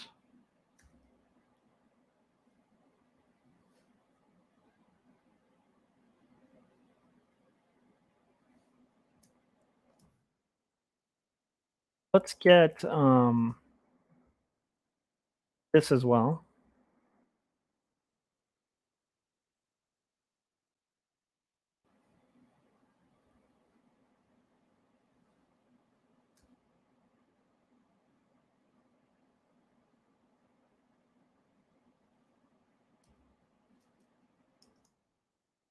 There's some things that I've seen when people have played Risk. I have seen a few games that people have played online, and somehow they show the stats of each player. I have no idea how to do that, so I'm just going to play the game, and then we'll find out the stats after the game's over. Because usually, it'll say what ranking people are after the game is over. So we can be surprised by, like, if somebody sweeps the floor with me and then we find out they're like a beginner, it can be funny. Or if they sweep the floor with me and you find out they're like a grandmaster, it'll be like, oh yeah, okay, that makes sense. Okay. We are almost there. We just have to, and I can filter it to where it's just expert and up, which is better for ranking, but I don't want to do that because generally it's hard to get a good like 4 or 6 person game going, which are like the best ones when you are selective about rank. So I'm risking it, playing Risk, risking losing to a weaker opponent and losing ranking points, which I don't care. But okay, here we go. Look at that, you guys. Oh, there's one other thing. This is starting to look like bands. I don't know if you guys noticed that. His hair, it's just a little too much. So we need to do that. Overall, just kind of tone it back a little bit. We want to establish light, but we don't want it to seem like they have like glowing hair, you know. Tone back your hair. Again, we're back at the hair shop. Okay, there we go. I'm going to save. I'm happy with the panels that I just did. We're going to watch a trailer, and then we will set up and see what we can do about playing Risk. All right, here we go. So let me play the trailer for a trailer for 2 stories. Here it is. Well, Peter, since I'm such a big music fan, I'm going to have to go with Karen Carpenter. Oh, Stu, I'm sorry. That's the incorrect answer. Trish, what you got for us? I'm going to go with Kim Gordon. All right, let's check that answer. Kim Gordon. Do we have a Kim Gordon? Yes, and that means you're our new Wordzoid champion, Trish. Dale, tell Trish what she's won. Trish, you've won a copy of 2 stories, a memoir of faith and mental illness. Handwritten, hand-drawn, and handed to you by artist and writer Joshua Kemble. But wait, that's not all. You've also won a copy of Jacob's Apartment, the story of a doomed romance. What happens when you take Eternal Sunshine of the Spotless Mind and put it in a blender with Ghost World? You get Jacob's Apartment, written and illustrated by Joshua Kemble. Trish, thank you for playing Wordzoid. All right, great job, Trish. I was told I was going to get a lifetime supply of paper towels.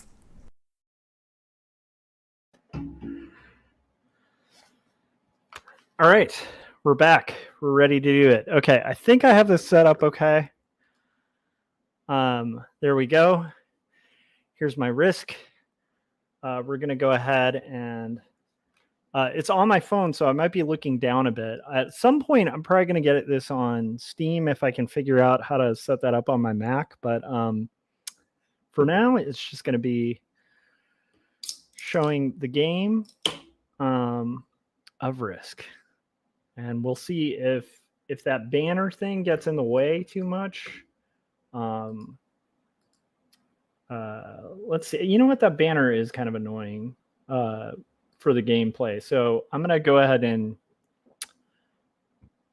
let's see. That's my character. The name, you don't get to really choose names in Risk. So when you do a custom name, it's actually kind of cool because that way it's kind of proofed for kids. So that was just the name that was funniest. I thought it was funny to, if you get beat by somebody named the Snooty, it's kind of funny. Okay.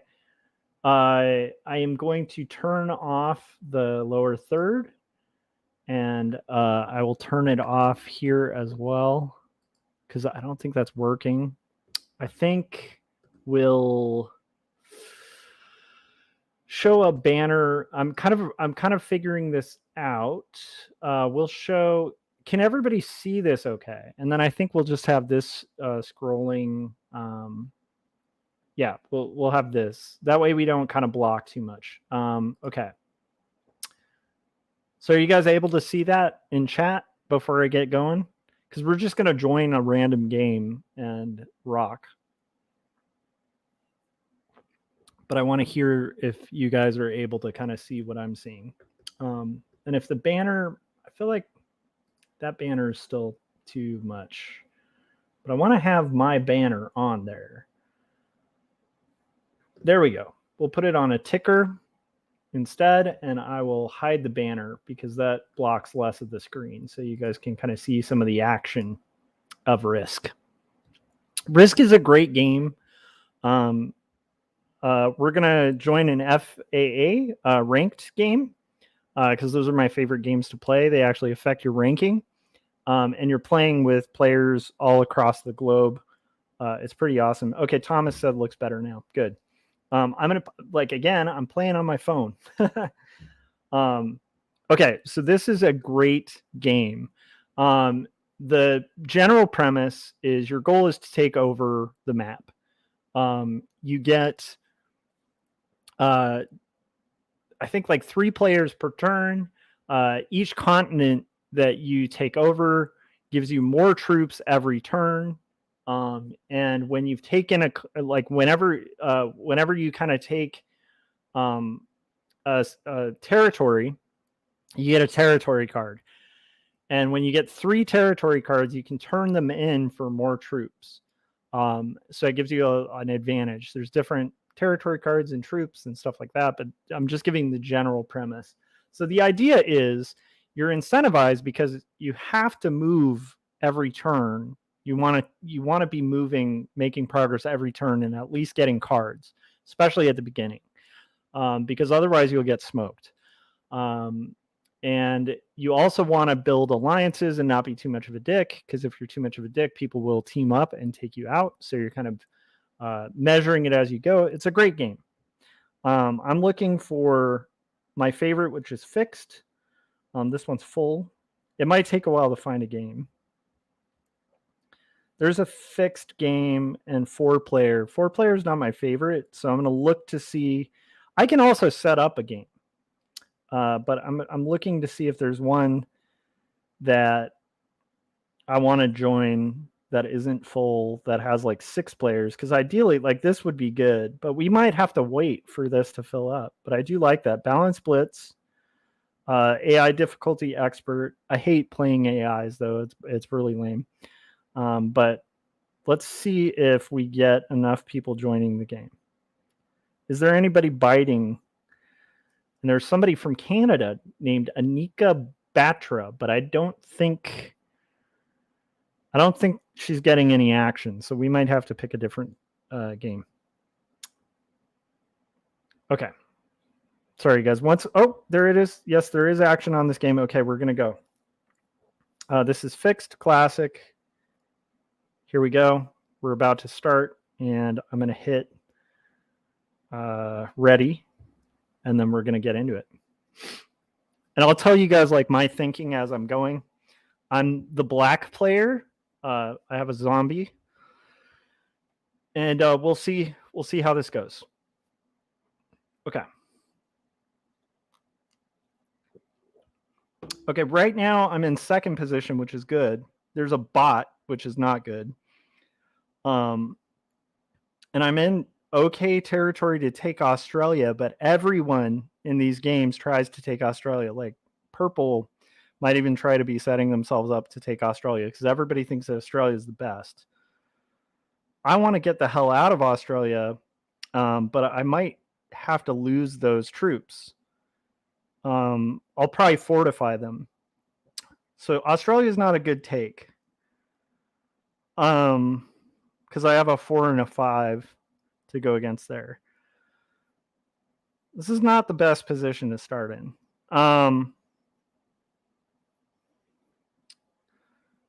I think what I'll do is I'm going to kind of move my 6 over out of this territory so whoever's wanting to take Africa can take it. And I might consolidate these over here. So I got my card and I consolidated. I at this point, you usually want to pick a territory that you're heading towards, but I don't want to anger people early in the game. I want to let people get where they're trying to go. And in this case, I'm not in an ideal situation to take any territory. Again, a lot of people would have, like early players would have plowed through Australia. And then you end up with everyone who's vying for Australia losing. Okay, so blue is angling for Africa, it seems, or they're trying to get the hell out of Africa because I think yellow might be going for Africa too. Where is yellow wanting to? Yeah, yellow's wanting Africa. Okay, so we'll give yellow Africa. Yellow's also expending more troops than they need to pretty early on, which is interesting. So maybe yellow's going to vie for Australia as well. Who knows? Okay, who's next? We have pink. Pink player is going for South America.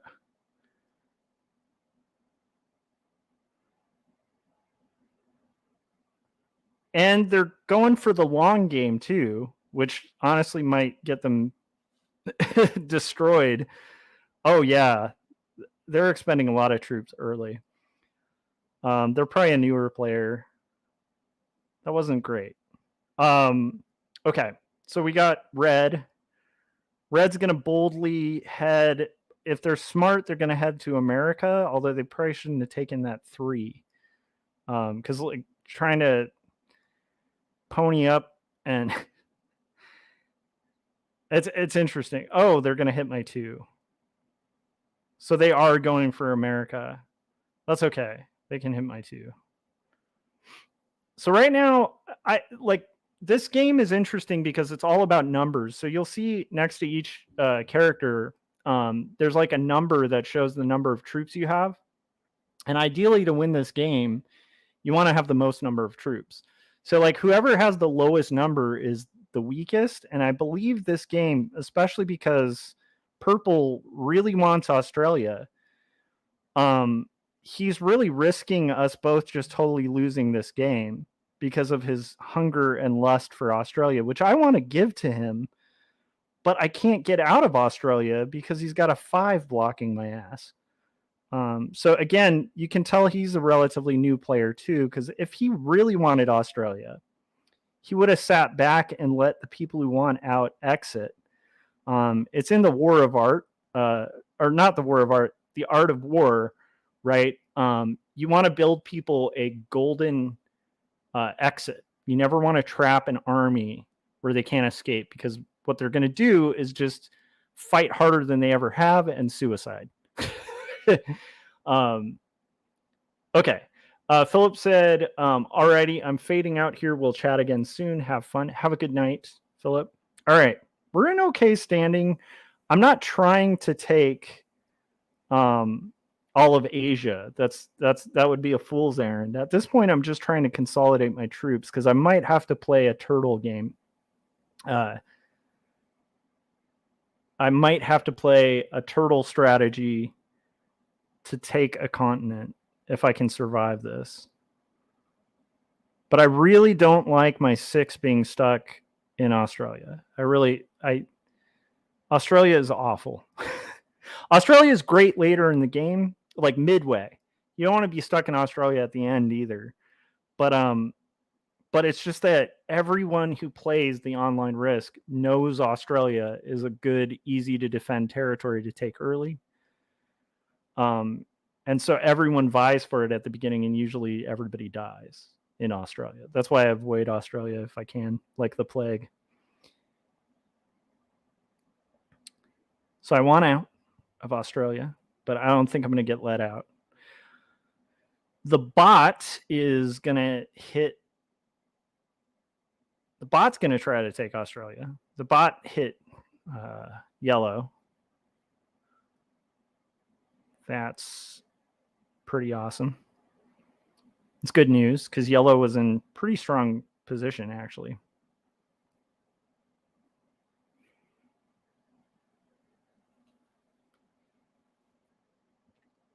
So now it's red, and red is trying to take America. If red was smart, they'd move their 7 out of South America because you want a good relationship with South America. To come at South America, maybe he's vying for South America because there's only a 2 and 1s down there. But I feel like if he wants the US, which he could slowly take very easily, I guess maybe he's got to be angling, unless he's trying for the whole shebang early. Okay. Yes, you're letting me out. Huh. I love it. He's letting me out. So purple's not an idiot. I really don't want Australia, purple. You can have it. In fact, purple's a bot. That explains a lot. Since purple's a bot, I almost feel like maybe I should take Australia. Oh, against the other bot? Yep, let's do it. I forgot that purple's a bot. I thought it was a human being. We're going to take Australia.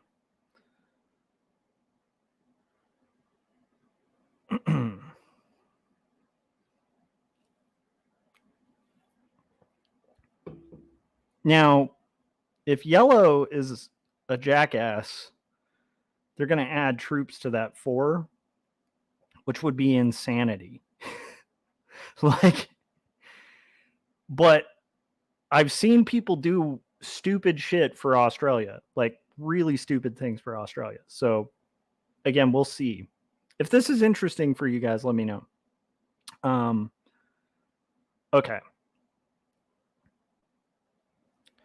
I like that purple's a bot. I mean, I don't like playing against bots, but I couldn't have taken Australia if that was a person. So that explains kind of the stupid behavior initially. So we got 2 robots in game. That's a shame. I feel like if I had known there were 2 bots, I might not have played the game. Because I like playing with humans, Playing with bots is kind of boring. Okay. But we do have 2 humans, which one is yellow.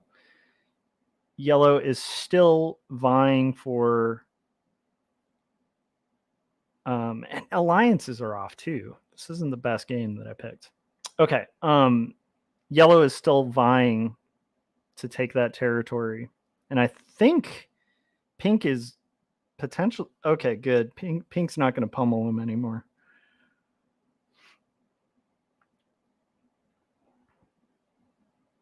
Pink's coming for me. Pink's like, get out of Australia. Okay. So we got red. Red does not have a solid game plan here. They should be taking America or moving to take America. I'm not sure what red is doing. Like taking that 1 would be a smart move.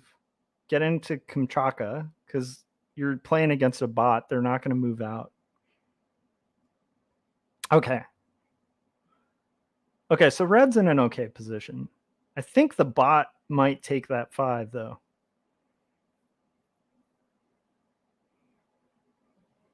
And I'm in like bot territory, man. Like I got a purple bot above me.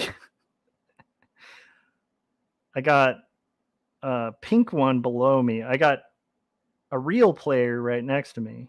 It's still not ideal. Like Australia is never a great position.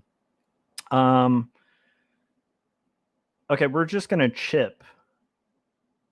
You know what we'll do? We won't chip. We're just going to build our territory.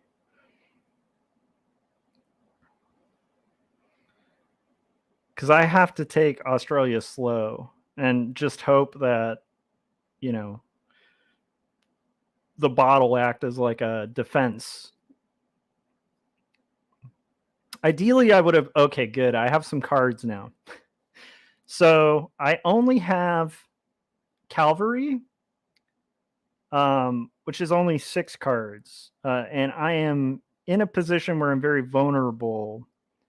And so I need to cash in my cards on the next turn. Because what I don't want is for somebody to like cash in their cards, have all 3 and get 10 cards, and then just because people are crazy about Australia, like be like, I don't want this dude in Australia. Like yellow might very well do that with their 3 cards, but it doesn't look like they have cards to cash. So that's good.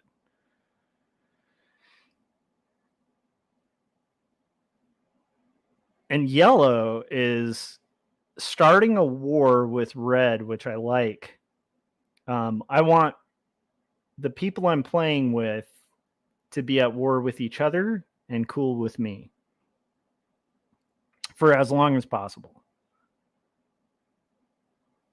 So yellow shouldn't be blocking 5. Like that was a dick move. And I'm glad, because like yellow, instead of fortifying, left themselves vulnerable to the bot, which is great. The bot just leveled up their troops too, because they don't want me to have Australia. But see, now yellow's in like a really bad position with 4 cards, which makes them a really wanted opponent. The only problem is yellow's in such a weak position now. Maybe yellow does something dumb, like goes for Australia, or maybe red does. Oh my gosh, red is abandoning the US. This is the weirdest game. This is definitely not some heavy players. Okay.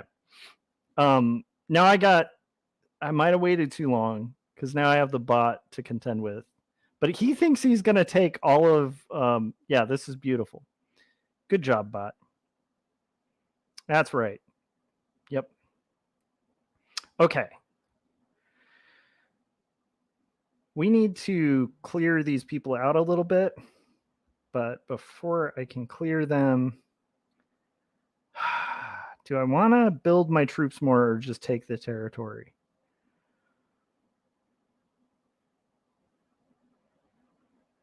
I think I just need to take the territory. We'll see how good my rolls are. Oh, that was bad. Okay. We're going back to... We're not taking out yellow yet. In fact, should I let yellow out? Yellow's got 4 cards. I have to take yellow.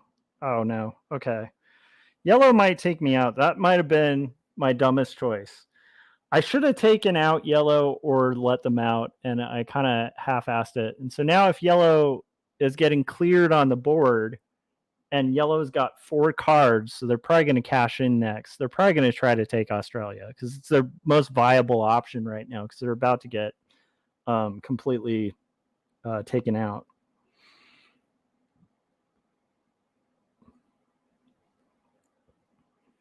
Okay, the blue bot, I can't believe there's 2 bots in this game. It's way more fun to play with humans. The blue bot's in an okay position. But the bots are like super aggressive. Like they attack whenever they can. Which isn't like the best style of play. You want to be kind of slow and steady with this type of thing. I think yellow's going for me. Yep. Yellow's going to try to take my 5. Or they might stick to their plan. Okay. Okay, yellow's pissed at the pink bot, because the pink bot's been messing with them. That's good.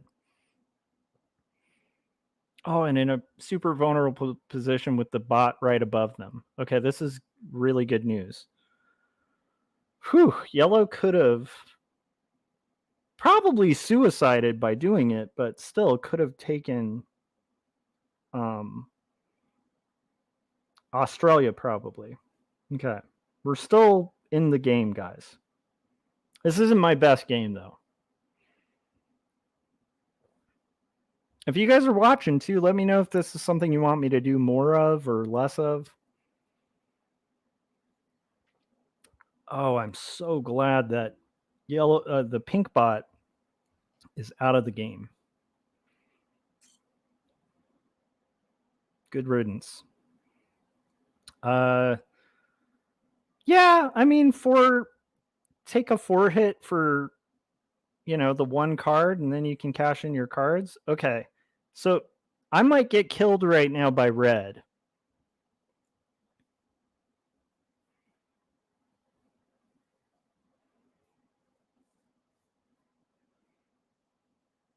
Because they could cash in that 7, have a 17, come down and just sweep the floor with me. But I think they're focused on the US and on yellow. That's good.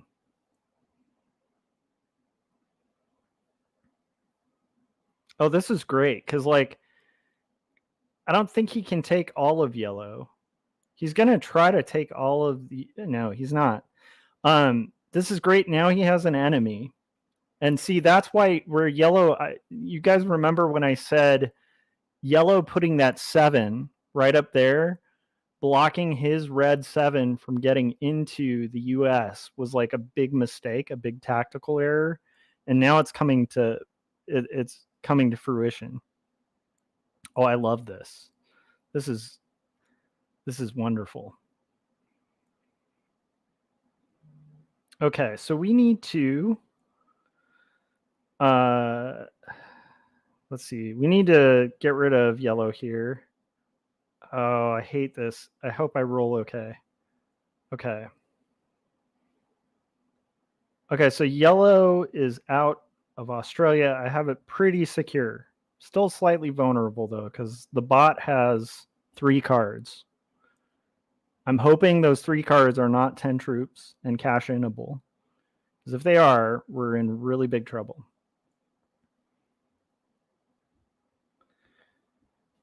Red is the lead in terms of troops. Red has 38 troops. They're moving pretty fast. But red also has 3 cards. So they might take the US. And they're totally messing up yellow with a purpose, with a mission, because yellow was blocking their 7. This is why I like Risk, because it's like, it's very interesting.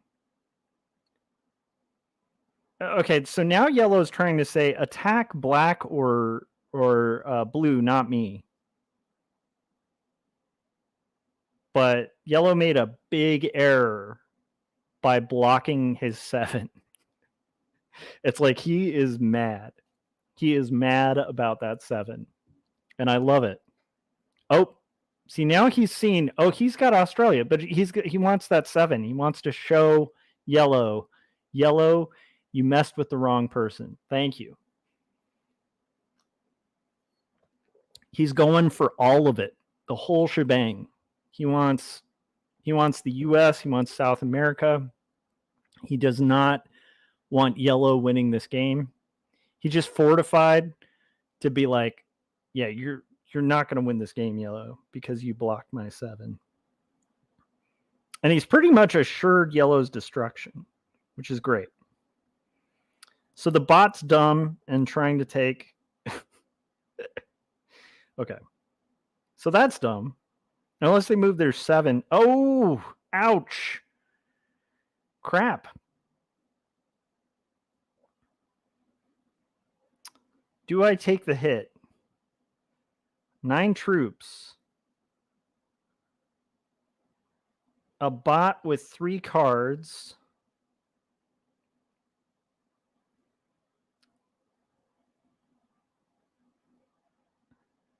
$38.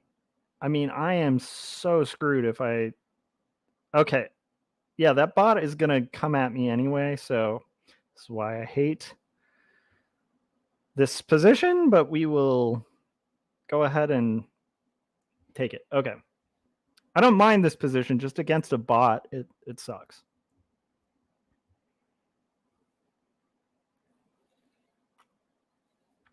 By the way, for anyone watching, I'm black. The guy who's in the lead is blue. He's moving a little too quick, so I think the bot might kind of start clearing him out. The strongest position here, I think, is blue, because blue has a secured territory and a good chunk of troops. But I don't know. It's interesting to see Red's play, because Red is being very aggressive. Red might try to kill me too, especially if they're a newer player that thinks Australia is the only way to win. But I'm not in the best position right now. The weakest player right now is yellow, because they made that mistake. And now yellow is trying to say, attack black. That's why yellow moved that 3 down. Yellow's hoping, forget that I blocked your territory. Come attack black. And red is saying, I am taking America. Wow, bold. Red is very lucky this game's against bots. Because he's kind of he's in pretty good position.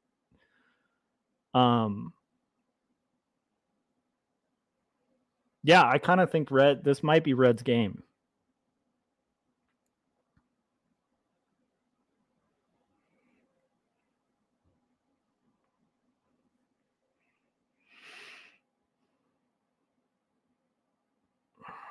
I do have 4 cards.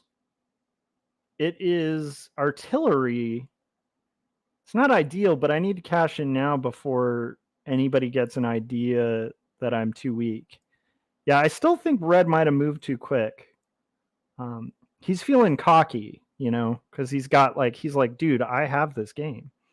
But again, like, it's kind of a weird starting position. We're going to have to turtle just a tiny bit. I can probably afford to clear out. Let's clear out like 2 of purple. I don't want to make myself too appealing of a target. Okay. And we got our cards.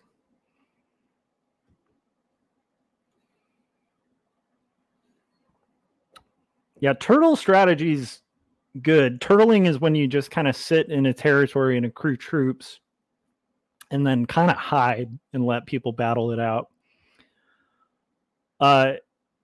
It's not the best strategy, but oh man. Okay. Yellow is done. This game is probably Red's because Yellow's such a bad player. Because Red is going to kill Yellow or come for me, but probably kill Yellow to get those 2 cards. Unless they want to let Yellow fatten up a little bit so they can eat Yellow later. I mean, if they eat Yellow for 2 cards, might not be worth it, but we'll have to kind of see. And they're totally trying to turtle now. And again, you got to think from Red's perspective, it's like, this douchebag put 7 troops blocking me. So are they going to forget that and just let bygones be bygones? Let Yellow just kind of do their thing? Are they going to keep their eye on the ball and take America? No. They remembered that block. You're gone. Goodbye, Yellow. That's why you want to be nice to players, especially at the beginning. Red's in a pretty good position. But again, they're starting really quick. And now they only have a 17. And we've got a pretty strong purple here. But they have 40 troops total. I would say I'm in second place at this point because my troop number is 31. Purple is third. Blue is fourth, and 2 players are dead. I also like this game because you really need to think about people's mindsets as they're playing. And that to me is super fascinating. I also hate turtling, but it unfortunately is like the only play I can do at this point.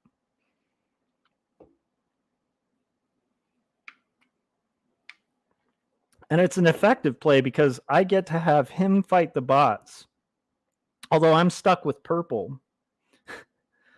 But he's fighting blue, which is great. I want him fighting blue. I want blue hitting him as much as possible. And he wants North America real bad. But now he has blue on his borders. And will he clear out blue? Yeah, I kind of hope he tries. Oh, good. He's got troops. That's good. So he's going to take North America now. That's pretty solid with like a 17 there. The bot has... Maybe he won't. I mean, he should. He should take both. And now he's going to be accruing a crap load of cards. So red is doing pretty good.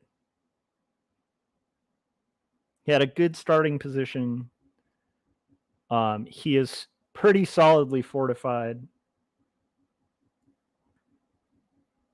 And unfortunately, purple is a bot. So instead of seeing the threat that is right above them, they think I'm a threat. This is going to be really fascinating to see how this plays out. I don't have cards to cash in. All I can hope is that blue has cards to cash in because this game's pretty much over.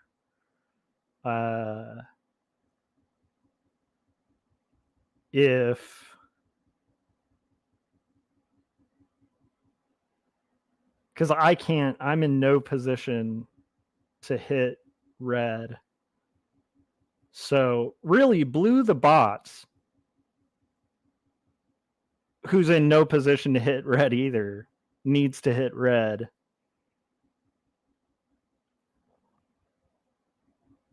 Instead, blue is a bot, so blue is going to weakly fortify their borders, and red, all I can hope is that red is too gung-ho and goes too hard, too quick. That's what I gotta hope. Because I'm black, right? So I'm not in the best position here. So what I want to see is I want to see red take, yeah, red's playing smart. Oh, maybe not. I mean, that seems like a play that almost wants to take me out, but nope, never mind. Okay, good. Red is not bad. Yellow, I think that was the stupidest play I've seen. I don't like that 17 like right above my head. This is why I hate playing with bots. It makes no sense at this point in the game for the bot to fortify against me. Like, dude, right next to you. Okay. I don't want to weaken blue because I want red to have to fight blue. What I want to do, this is why the bots really suck. What I want to do is somehow convince this bot, like, dude, you need to go against red.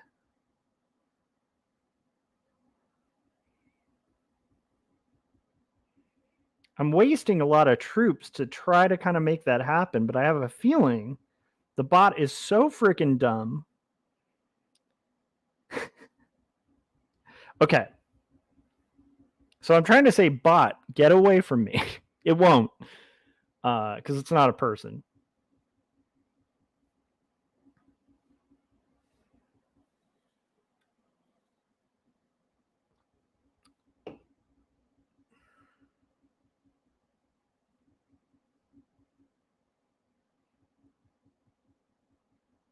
And wow, the blue just copped out. So what I want blue doing is expending troops. I mean, not blue, red, expending troops and kind of forgetting me. But I think red might know what's going on now. Red's like, oh, I see this guy. So now we're in the real territory, and I have no idea what like purple's doing. Like, what are you doing? What is your objective? You are a stupid robot, and now you're weakening. Okay. Okay. New plan. We need to.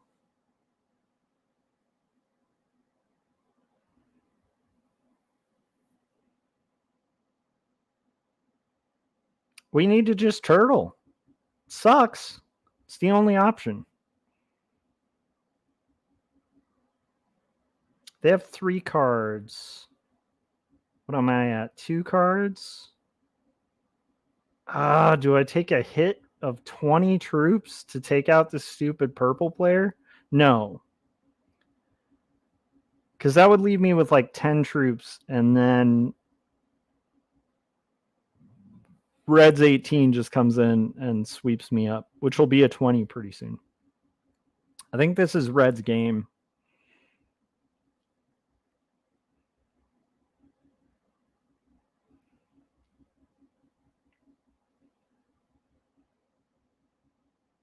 Yep, because the bot now thinks I'm an option. Oh, good. Fortify up. Because I want red wasting troops on the bot. And I'm in a good position here because I'm getting 10 cards. Or 10 troops. But see, he is aware of me now. And he wants to murder me. I don't know if he takes out the bot, though. Oh, he's not going to take out the bot. He likes the bot. Bot's blocking me. Why wouldn't he like the bot?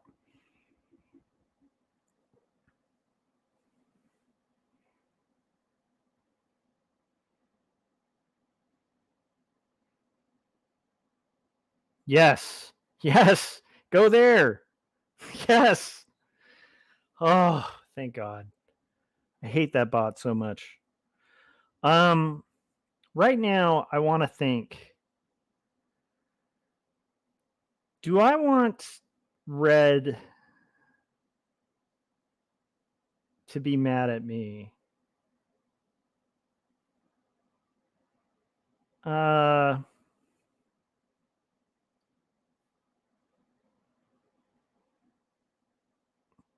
mean, should we take... No. We're just turtling, guys. We're just turtles.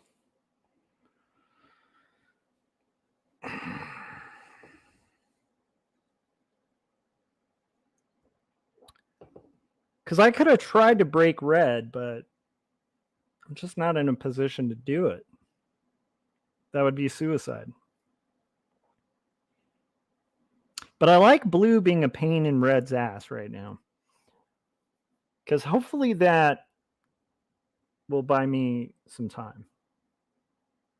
So if red adds that 12, they still have no chance of taking me out. Although they could just sweep hit me with like 2.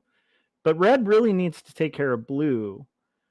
And blue has 3 cards. Red has 3 cards. So if red can just sweep blue, they can get those 3 cards and have the win. But I don't think they're going to do that.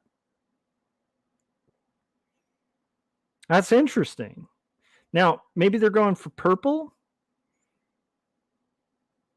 They don't even want purple's 4 cards. Interesting. Because I don't want the cost of those 4 cards because I'm in like no position. I mean, red at this point has me outranked by like 40 points. So why would I want those 4 cards? Like, it's not worth the expense of going after the purple. I think what I need to do is just hope that blue, I hope you have cards to cash in, and I hope in your little robot mind, you can do the math and be like, red is going to dominate this game if no one attacks him. I do like that purple did clear me out for an attack, so that's good, but I don't like that 11 like right above my head.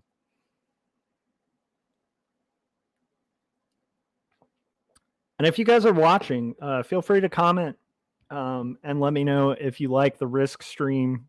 Usually I do art on this channel, but I'm rocking some Risk on a break. This game should be over pretty soon. Did blue broke? Oh, I love it. See, now red's pissed at a robot, blue. Red's going to get those 5 cards. Does red take me out right now, or do they go for blue who just broke their territory? This is red's game for sure.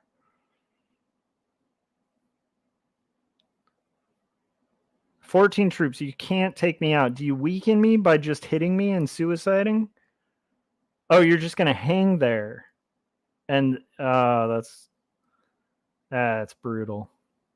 So he's giving up all his territories for the win against me.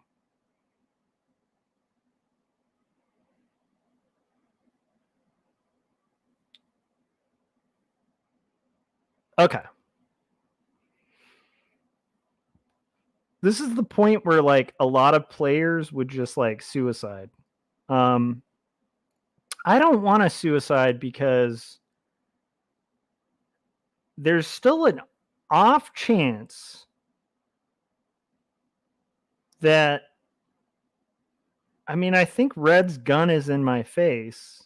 It is a bot though. They want to beat the bot. So what we're going to do is a little bit weird. I'm going to try to just make it really hard to clear me out.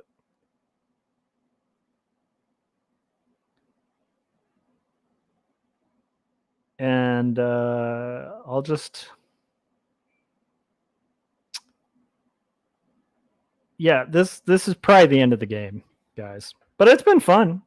I didn't like my position at the beginning. I don't like playing games with bots. Generally, I'll play these with people. But I think red is... Yeah, like literally wants to destroy me. So red is going to do that. And the bot is so dumb. Like, this is why I hate playing with bots.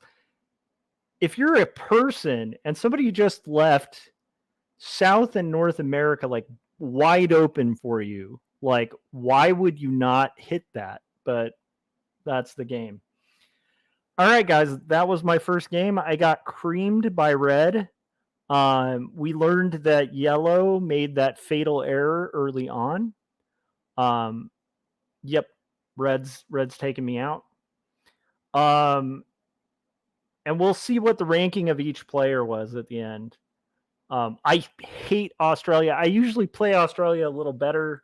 But yeah, that is what it is. If yellow had been a little bit stronger, I think we would have had a better game. But good job, red. They did a good job. Let's see what our score is. Red is a master, which is good. That makes me happy. Yellow was a novice. So red is actually ranked above me, which is great. So I'm just considered an expert. So that is great for my ranking. I'm glad that he wasn't a novice. If he was a beginner and he was creaming me like that, that would really hurt my ranking. So we're still in pretty good standing. And like as I recognize too, when yellow moved that 7 in, that was their fatal error. Like they made some bad plays in that game, but yellow moving that 7 and blocking his territory was what sealed their fate early on in the game. And then I hate playing bots, but it was still fun. And that was my game of Risk, so that'll do it. So I retained my expert ranking. I did lose some points, but it was fun, and it was fun to do it on stream. And if you guys want to see this on stream again, let me know in the comments. And that'll do it. And I'm going to get back to art after I play a trailer. So, and maybe we'll play another game of Risk where hopefully I can do a little better. But that was fun. And now what I'm going to do is get back to toning my page. But we're going to play a trailer first, and then we will get into it. Hopefully you guys found that entertaining and interesting. And we will get into... let's see here. Okay, let me get the trailer playing. And then I will get back into drawing comics and working on art. And maybe we'll play another game of Risk before I turn in. If I finish those last 2 panels. I don't know if I'm going to finish them tonight. But okay, here is the trailer. Yeah, another trailer for Jacob's Apartment. Hi, my name is Phil Chandler. I'm a freelance artist, illustrator, and cartoonist. Today, though, however, I want to tell you about a graphic novel I picked up recently called Jacob's Apartment. This book was both written and beautifully illustrated by Joshua Kemble. It is the story of a doomed romance that causes the main character to question his beliefs and his faith, while he's also going through other tragedies in his life. Every page has been illustrated by hand and digitally colored with painstaking detail. It is an emotional story that causes you to think and even question things in your own life. And while the story is a tragedy, it is one that I was completely entertained by and I highly recommend. You can currently find this on Amazon or even check in with your local bookstore and see if you can order it. And while you're at it, you can also check out my Instagram at Phil Chandler Arts and also my YouTube channel by the same name, Phil Chandler Arts. And go buy Jacob's Apartment.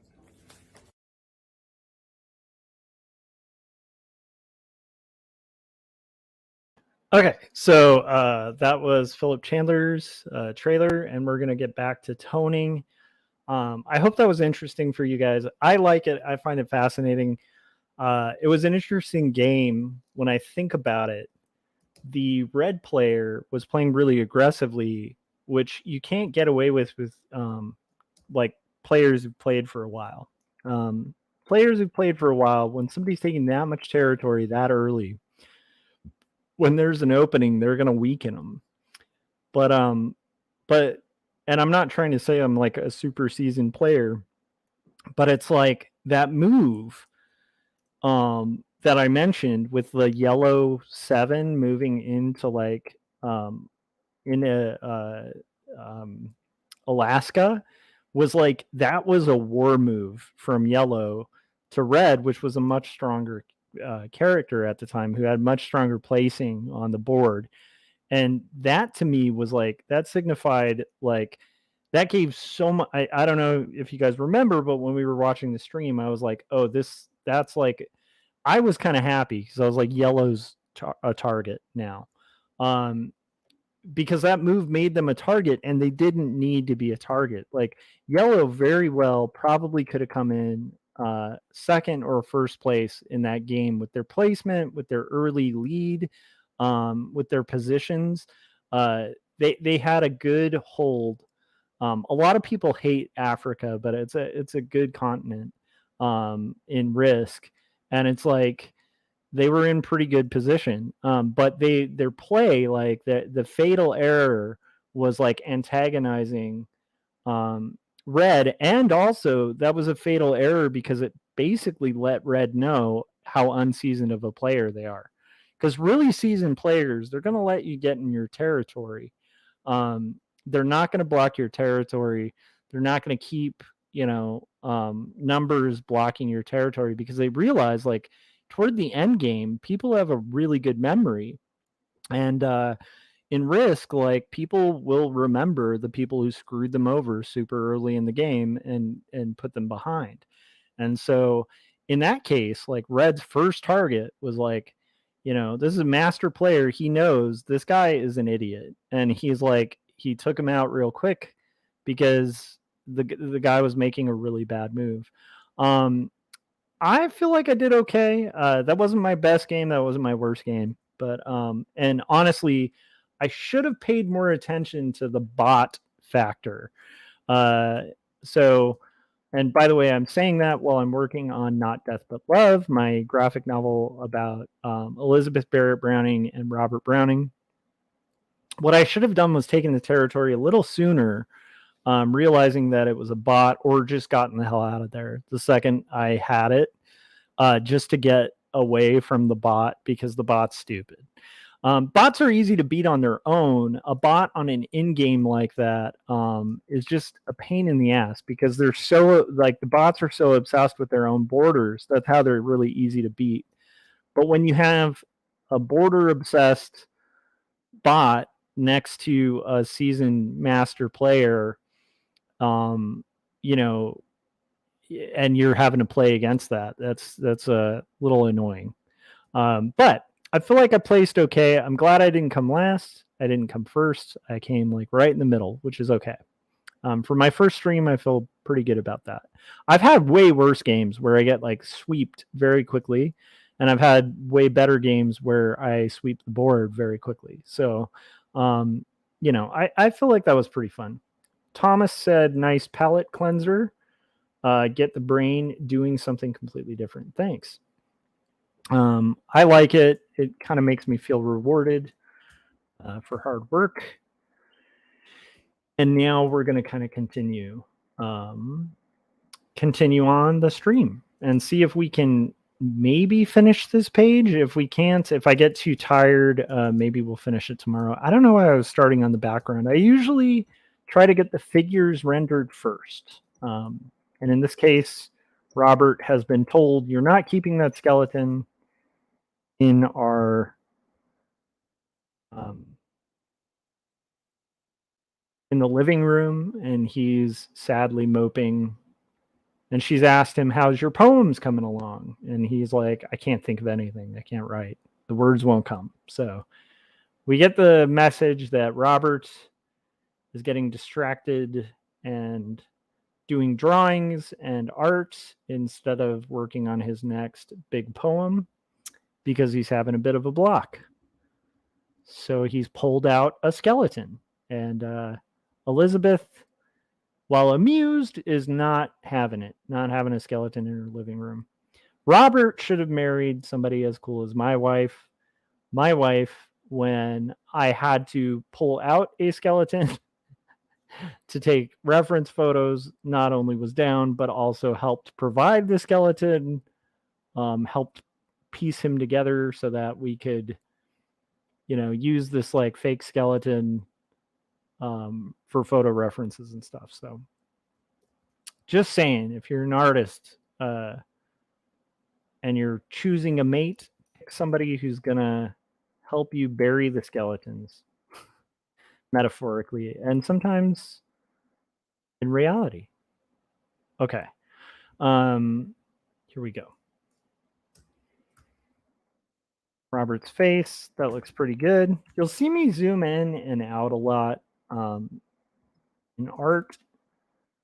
It's always important to kind of have a close-up view and then a long view, because you can do something that looks pretty good close up and then pull away and realize you've totally destroyed it, or that something that looks clear super close up does not look clear at all.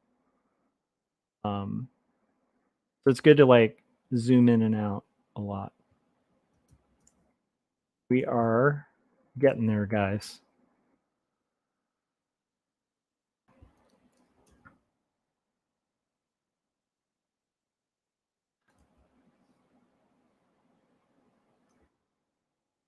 So this is a graphic novel I'm doing for Turner Publishing, and my sister wrote the script. I usually do books that I write and illustrate. But this was such a compelling idea and script that we pitched it. My literary agent got us a book deal for it, and it is quite a substantial amount of pages.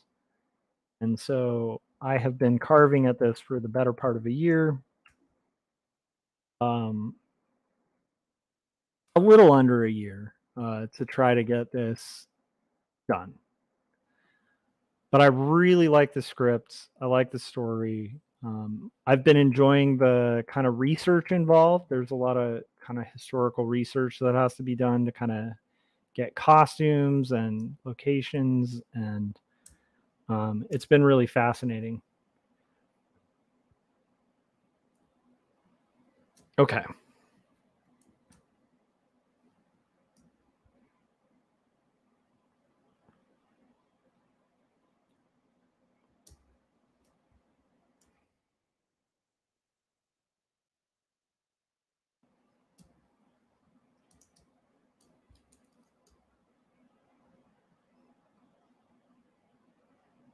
But I think thinking about that game, the Risk game, I think had I realized I was playing a bot, I might have taken. I would have either taken Australia earlier or hightailed it out of there earlier, so I could take a more proactive game.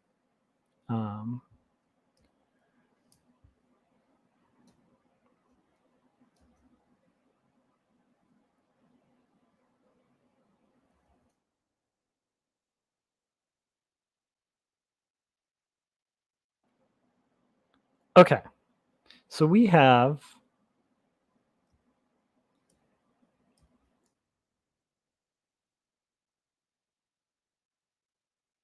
And it's funny, at first I did think the red player was a bad player because they were being so aggressive, and I think I misread it because I think that player kind of knew from that move that yellow made and from some other moves, they knew who they were against. So they're like, oh, I can get away with this aggression because it's like I got a bot and then I got, yeah,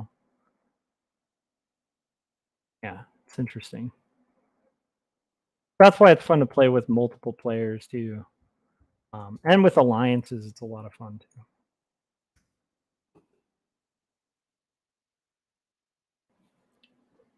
All right. We got Robert toned. I'd like to tone up this skeleton, Mr. Skellington here.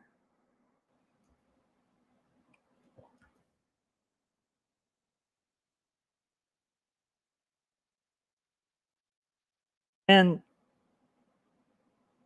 like I enjoy shading actually. It's pretty fun. It's been interesting working in this style because it's a lot different than like the pen and ink style that I usually use.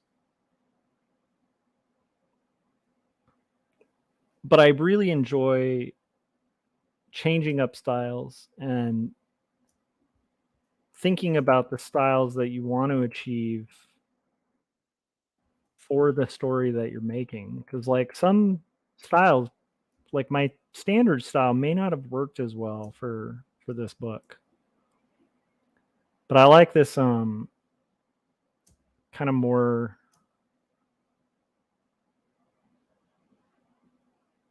I don't know, somewhat looser style, even though it's tight.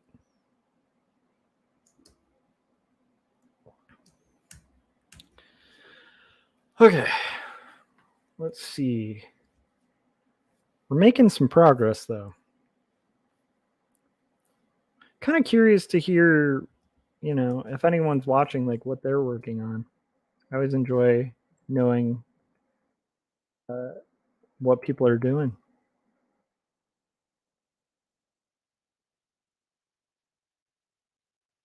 Now I kind of want another game. Like this is the problem with games, right? I'm like, I want another game where I don't get sweeped that quickly. Problem with Risk though is like some of those games go a long time.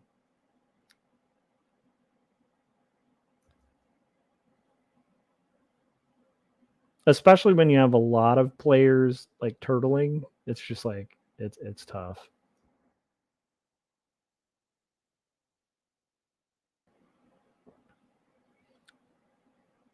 But I'm liking how this is coming out, and the speed with which I can do these panels is a little different because there's less kind of close-up detail. So it should, in theory, be possible to finish this before going to sleep. We'll have to see.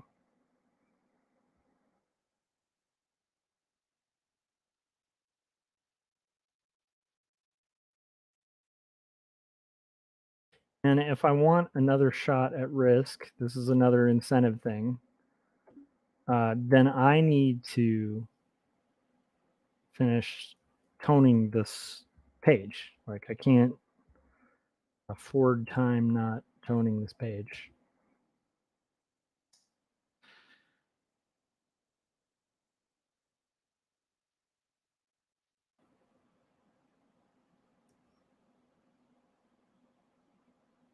Adam said, welcome back, Josh. Thanks, Adam. I appreciate it. How's life treating you, buddy? I saw that Toad Road number 2 is out, and I would like to pick that up. So I'm going to have to do that.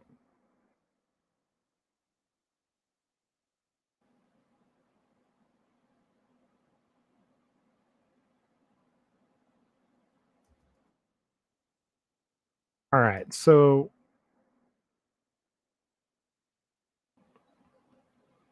Adam said life is rough, but hanging in there. Well, I'm glad you're hanging in. Yeah, things can get tough.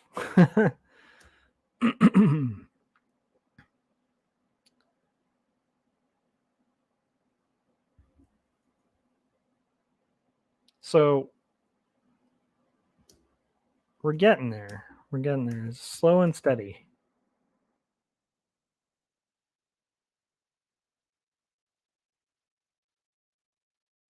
Yeah, I noticed that that Philip had done a video where he kind of went over Jacob's apartment, and he showed Frank's Captain Goggles and Mask Woman, and he also reviewed Toad Road number 2, and just the flip through too. I was like, wow, it's out already, and it just looks really cool.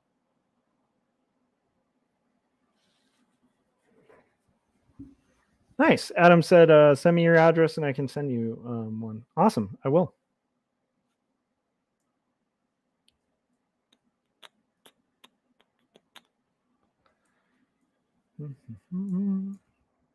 I'd rather buy one though. Or I mean, they're up for sale, right?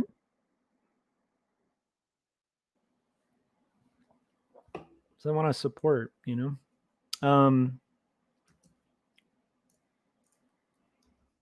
Okay. So we got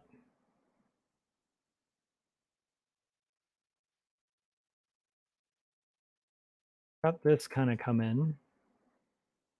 I think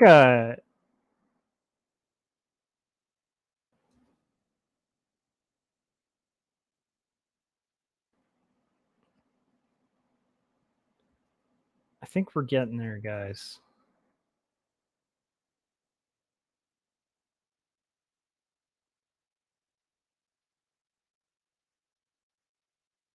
I'm kind of excited about just getting back to streaming too, because it's something I actually enjoy. And again, like I kind of just think it's just the way my mind works, where if I break a habit, like even a positive habit, it's very easy for me to go from like a day to like 5 months, you know. It's not a hard thing to kind of fall into not doing something that I think is positive. And also honestly consuming stuff when you're working on comics is kind of addictive. It's not necessarily the best. Like I actually enjoy streaming, I think, a little more, but it is nice to kind of passively like listen to other things, while working on art. Sometimes that's nice. But I don't think it's as nice. Like it's weird. It's like it's the best I can explain it, if that makes any sense. Adam said thanks. Yeah, it was cool of Philip to make that video. Yeah, it was. It was very cool. I don't think people realize like how nice it is to just give people a shout out about their art. Like that goes a long way. Yeah.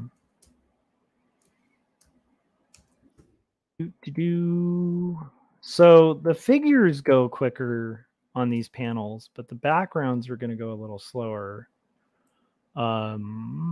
which is okay. It's just a little annoying. That's okay. Everything's okay. Okay.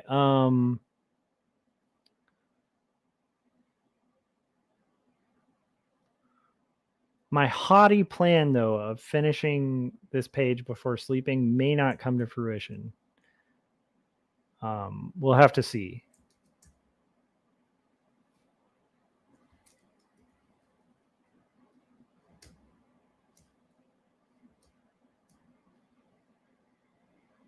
Okay.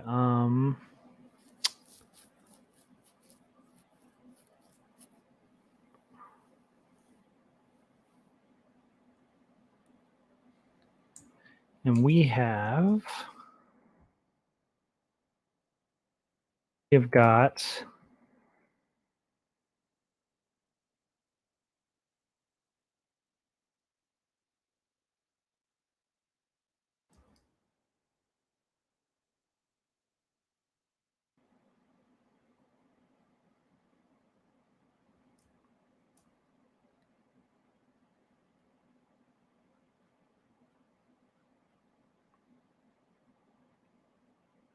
okay. I think we're in pretty good standing here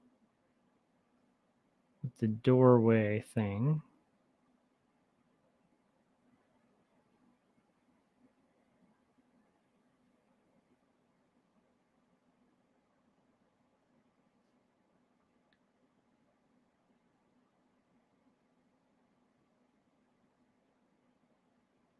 And it is fun to have the night gang going again. It is pretty cool.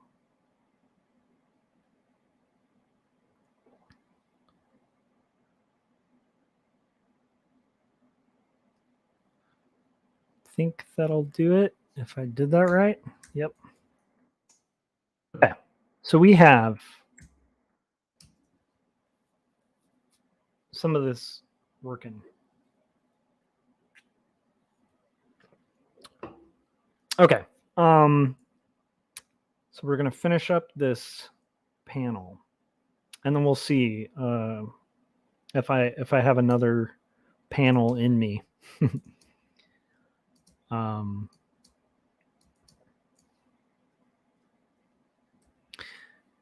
This is like where I do calculations in a weird way, where it's like, okay, so what's the best investment for me? If I push and get that last panel before sleep, does that mean I end up sleeping in more and getting less done in the morning than I would otherwise do? Does that mean less productivity or more? It's an interesting balance. So it's like, I think that's what I'm going to weigh when it comes to whether I push through and do the last or opt to do that in the morning. Either way, I'll be streaming when I do it.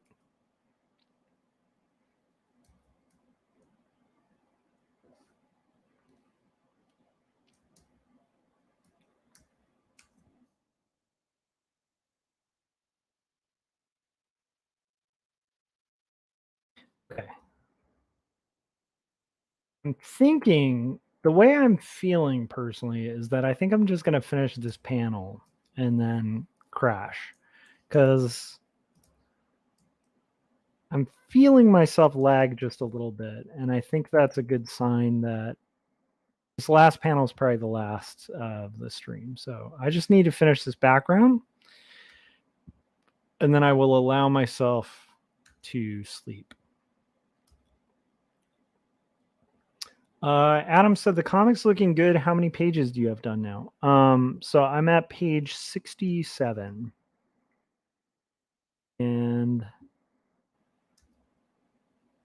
I have roughs completed for pages like whatever 66 plus 5 is. Very tired, so even doing basic math right now is pretty low. Yeah, but thanks. I'm pretty happy with how it's been coming out. I got a mild extension on it from my publisher, so that's good too. Because the way I put it was pretty honest, where I was like, look, I can get this done on time and have it not be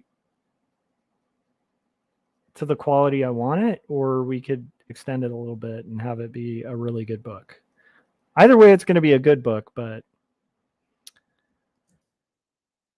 for me, with this kind of stuff, especially comics, there really isn't a huge point to making these things unless you're trying to make something good.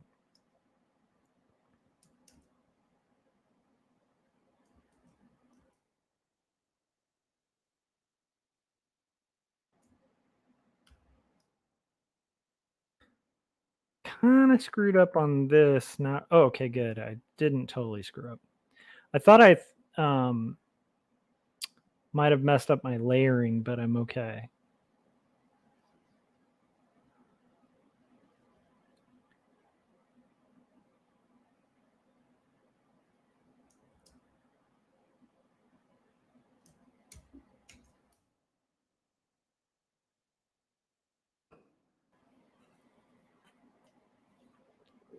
But I'm happy with my publisher, because once my editor heard that, they were just like, yeah, I mean, let's give it more time. We want to make a great book,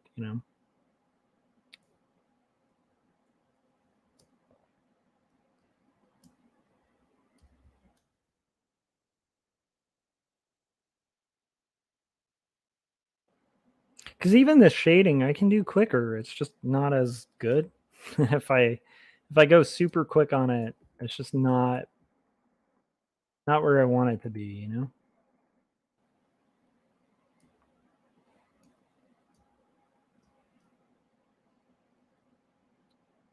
So yeah, we've had an interesting few streams. It's been fun having it's just been fun seeing the old crew back and stuff like that.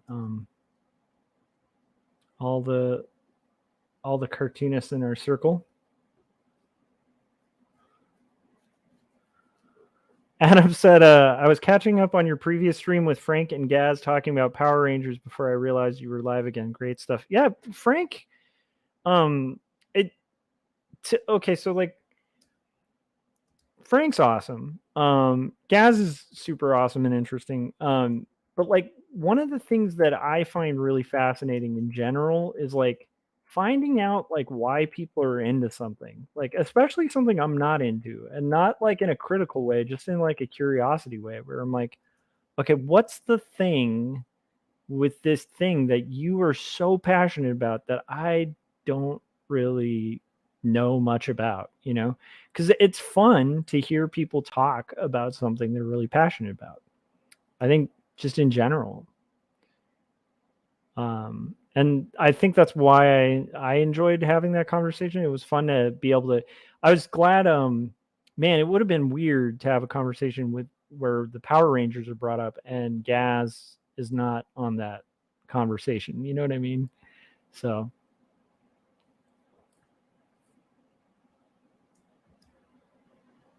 But it's fun to see, I think that's the thing. It's fun to see why people like something, and to kind of feel their like passion and energy about it. It's like, okay, like, again, like it might not be my thing, but it's fun to it's kind of like a good teacher. Like, I feel like the best teachers I had when I was in school were the ones who like gave a crap about the subject they were teaching. Um, Teachers who were like really passionate about what they were talking about, like even if it was a boring subject, suddenly it would get really interesting. Like, I had this really amazing political science teacher in college, and I just couldn't believe like just the enthusiasm and passion he had for like politics um and like the whole game of politics. It was really interesting and it made the class super fun. A class that could have been really dull was super exciting and engaging because the teacher was like really passionate about what they were teaching. I think that's across the board, it's just like contagious.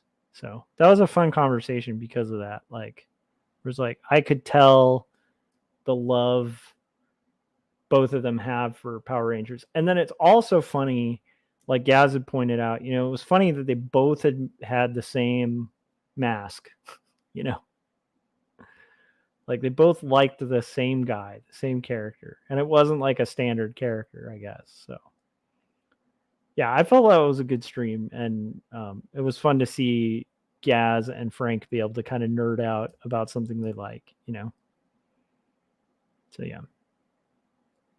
Thanks again to Gaz and Frank for rocking that business.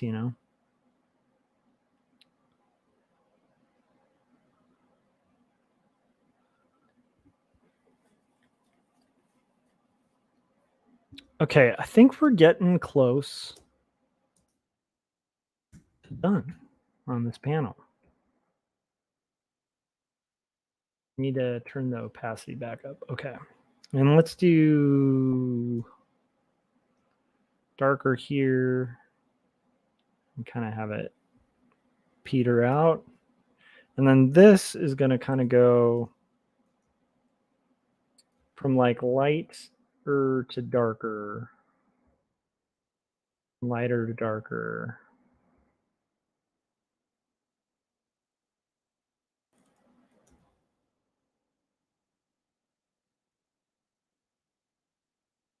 And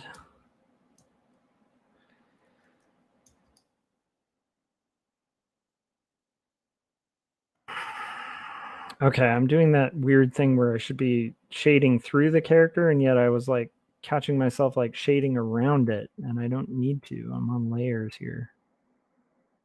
Okay, there we go. It's like, I don't know if you've caught yourselves when you're drawing, like a head or a character.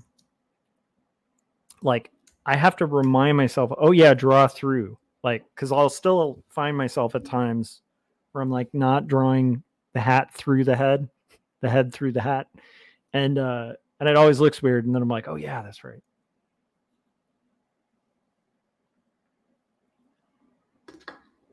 All right, we're almost there. We're going to do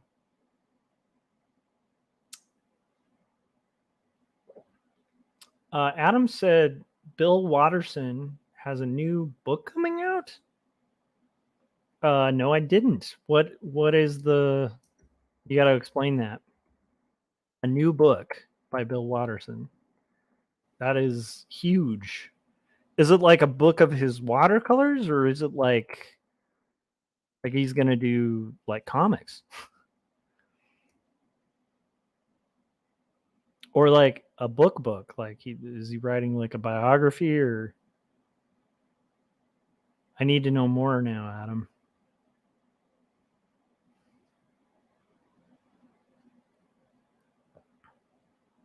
That's huge.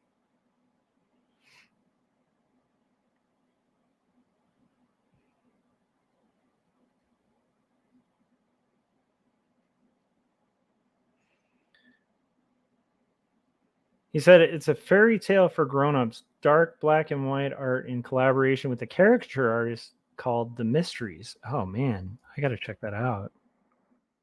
It also, yeah, that sounds really cool.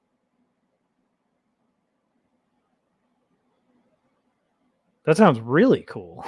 Like now I'm really kind of excited about that.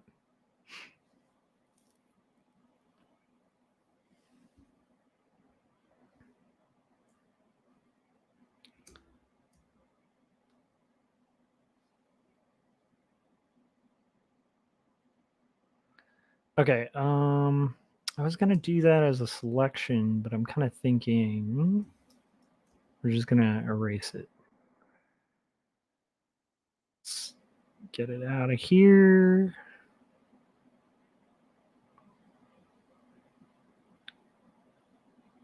They're also re-releasing Calvin and Hobbes as a portable compendium series. Nice. It's not a bad idea, you know. Kind of make sure it gets to like the modern generation.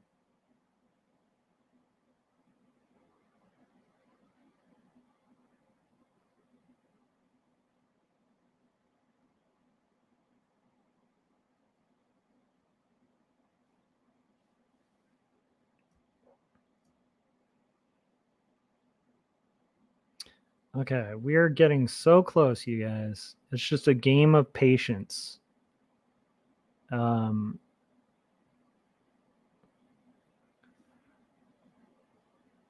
I think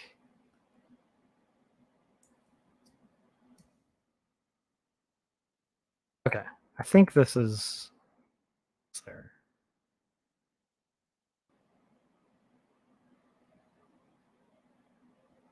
Just have to like take out the areas that overlapped.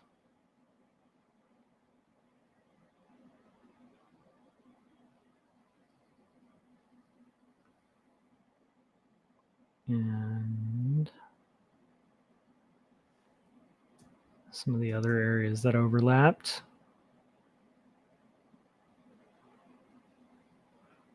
Oh, Adam, have you seen like Jeff's new pages like that he's been posting for like that Western comic on Jeff Lafferty on Instagram? It's pretty cool looking. Like I'm very excited about it. I'm glad to see him carving on like at a comic, and a really cool looking one at that, and a Western, which is like kind of perfect for Jeff. Like just Jeff's style. He's just well, I mean, pretty much anything he does would be cool, but that in particular is really exciting.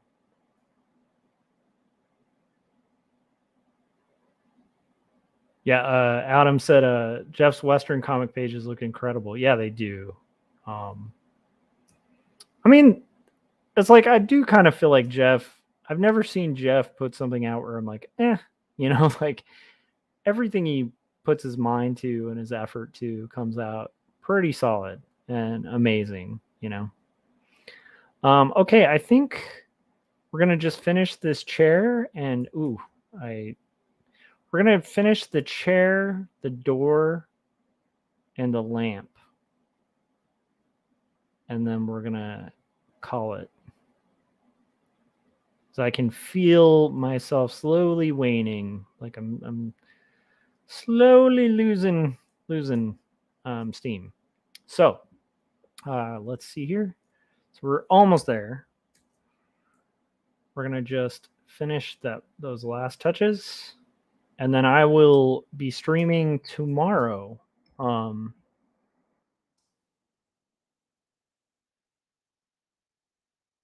I might actually recommend everybody check out Gary Hodges is going to be doing a wrap up from his Comic-Con that he did over the like yesterday, or actually today. He actually talked to us live on the last live stream from the con, which was really cool of him.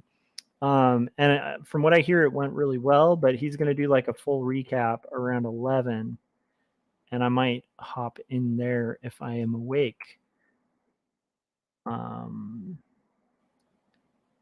enable.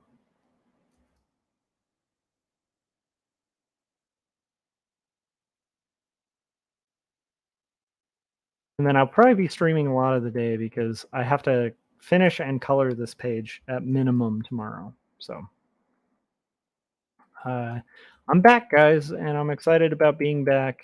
And it has been fun, and I really appreciate the support and seeing everybody kind of show up and be present and enjoy these streams and participate in the chats and all of it. It's just fun. It's fun to be back. I missed you guys, and I might be heading off to the land of sleep in a few seconds or in a few minutes. We'll see how long it takes to finish this chair.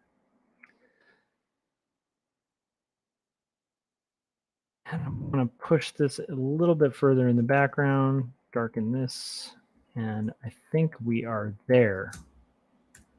Yep. Oh, goodness, we are not there. I can tell I'm sleepy. I didn't even notice the overlap over his head that I needed to fix. Okay, we're going to finish this panel. We're almost there. Okay. And yeah, anyhow, it's been really fun. It's been some interesting conversations. We've had discussions about things ranging from determinism to drawing mustaches on people. It's been a fun one, and we played the game of Risk. I did okay at that game. I lost to a master, which is not a bad way to go, considering I'm like one rank below him. And I'm going to do this again tomorrow. So thanks for tuning in. I really appreciate it. I appreciate the support that makes me want to come back and keep rocking. So have a good night, you guys. I hope you had a productive time and were able to get work done while we were hanging out. And I will see you guys, I hope, on probably Gary Hodges' stream. So make sure you subscribe to Gary Hodges too. Adam, who is in the chats, make sure you subscribe to him. Adam Lohr, Philip Chandler, Thomas Adams was stopped by. Gary Hodges stopped by. I just really appreciate all of you guys coming and hanging out with me late in the night. It's been really fun. So yeah, I will see you guys again tomorrow. I'll definitely be live streaming, but I would recommend check out Gary Hodges' thing at 11, and then maybe I'll stream after. And then Ice Cool Comics said, "Bro, I am just terrified how art is dying." Yeah. I don't know what that means, but I am logging off, so I don't have time to check on to dig in more to that statement, because I'm kind of curious what you mean by art dying. All right, guys, have a good night, and I will see you guys on the next stream. And Ice Cool Comics, let me know in the comments like what you mean by that, because I'm curious, and I'd love to hear it, but I also am exhausted and need to sleep. So and thanks for stopping by and checking out the stream. All right, guys, have a good night.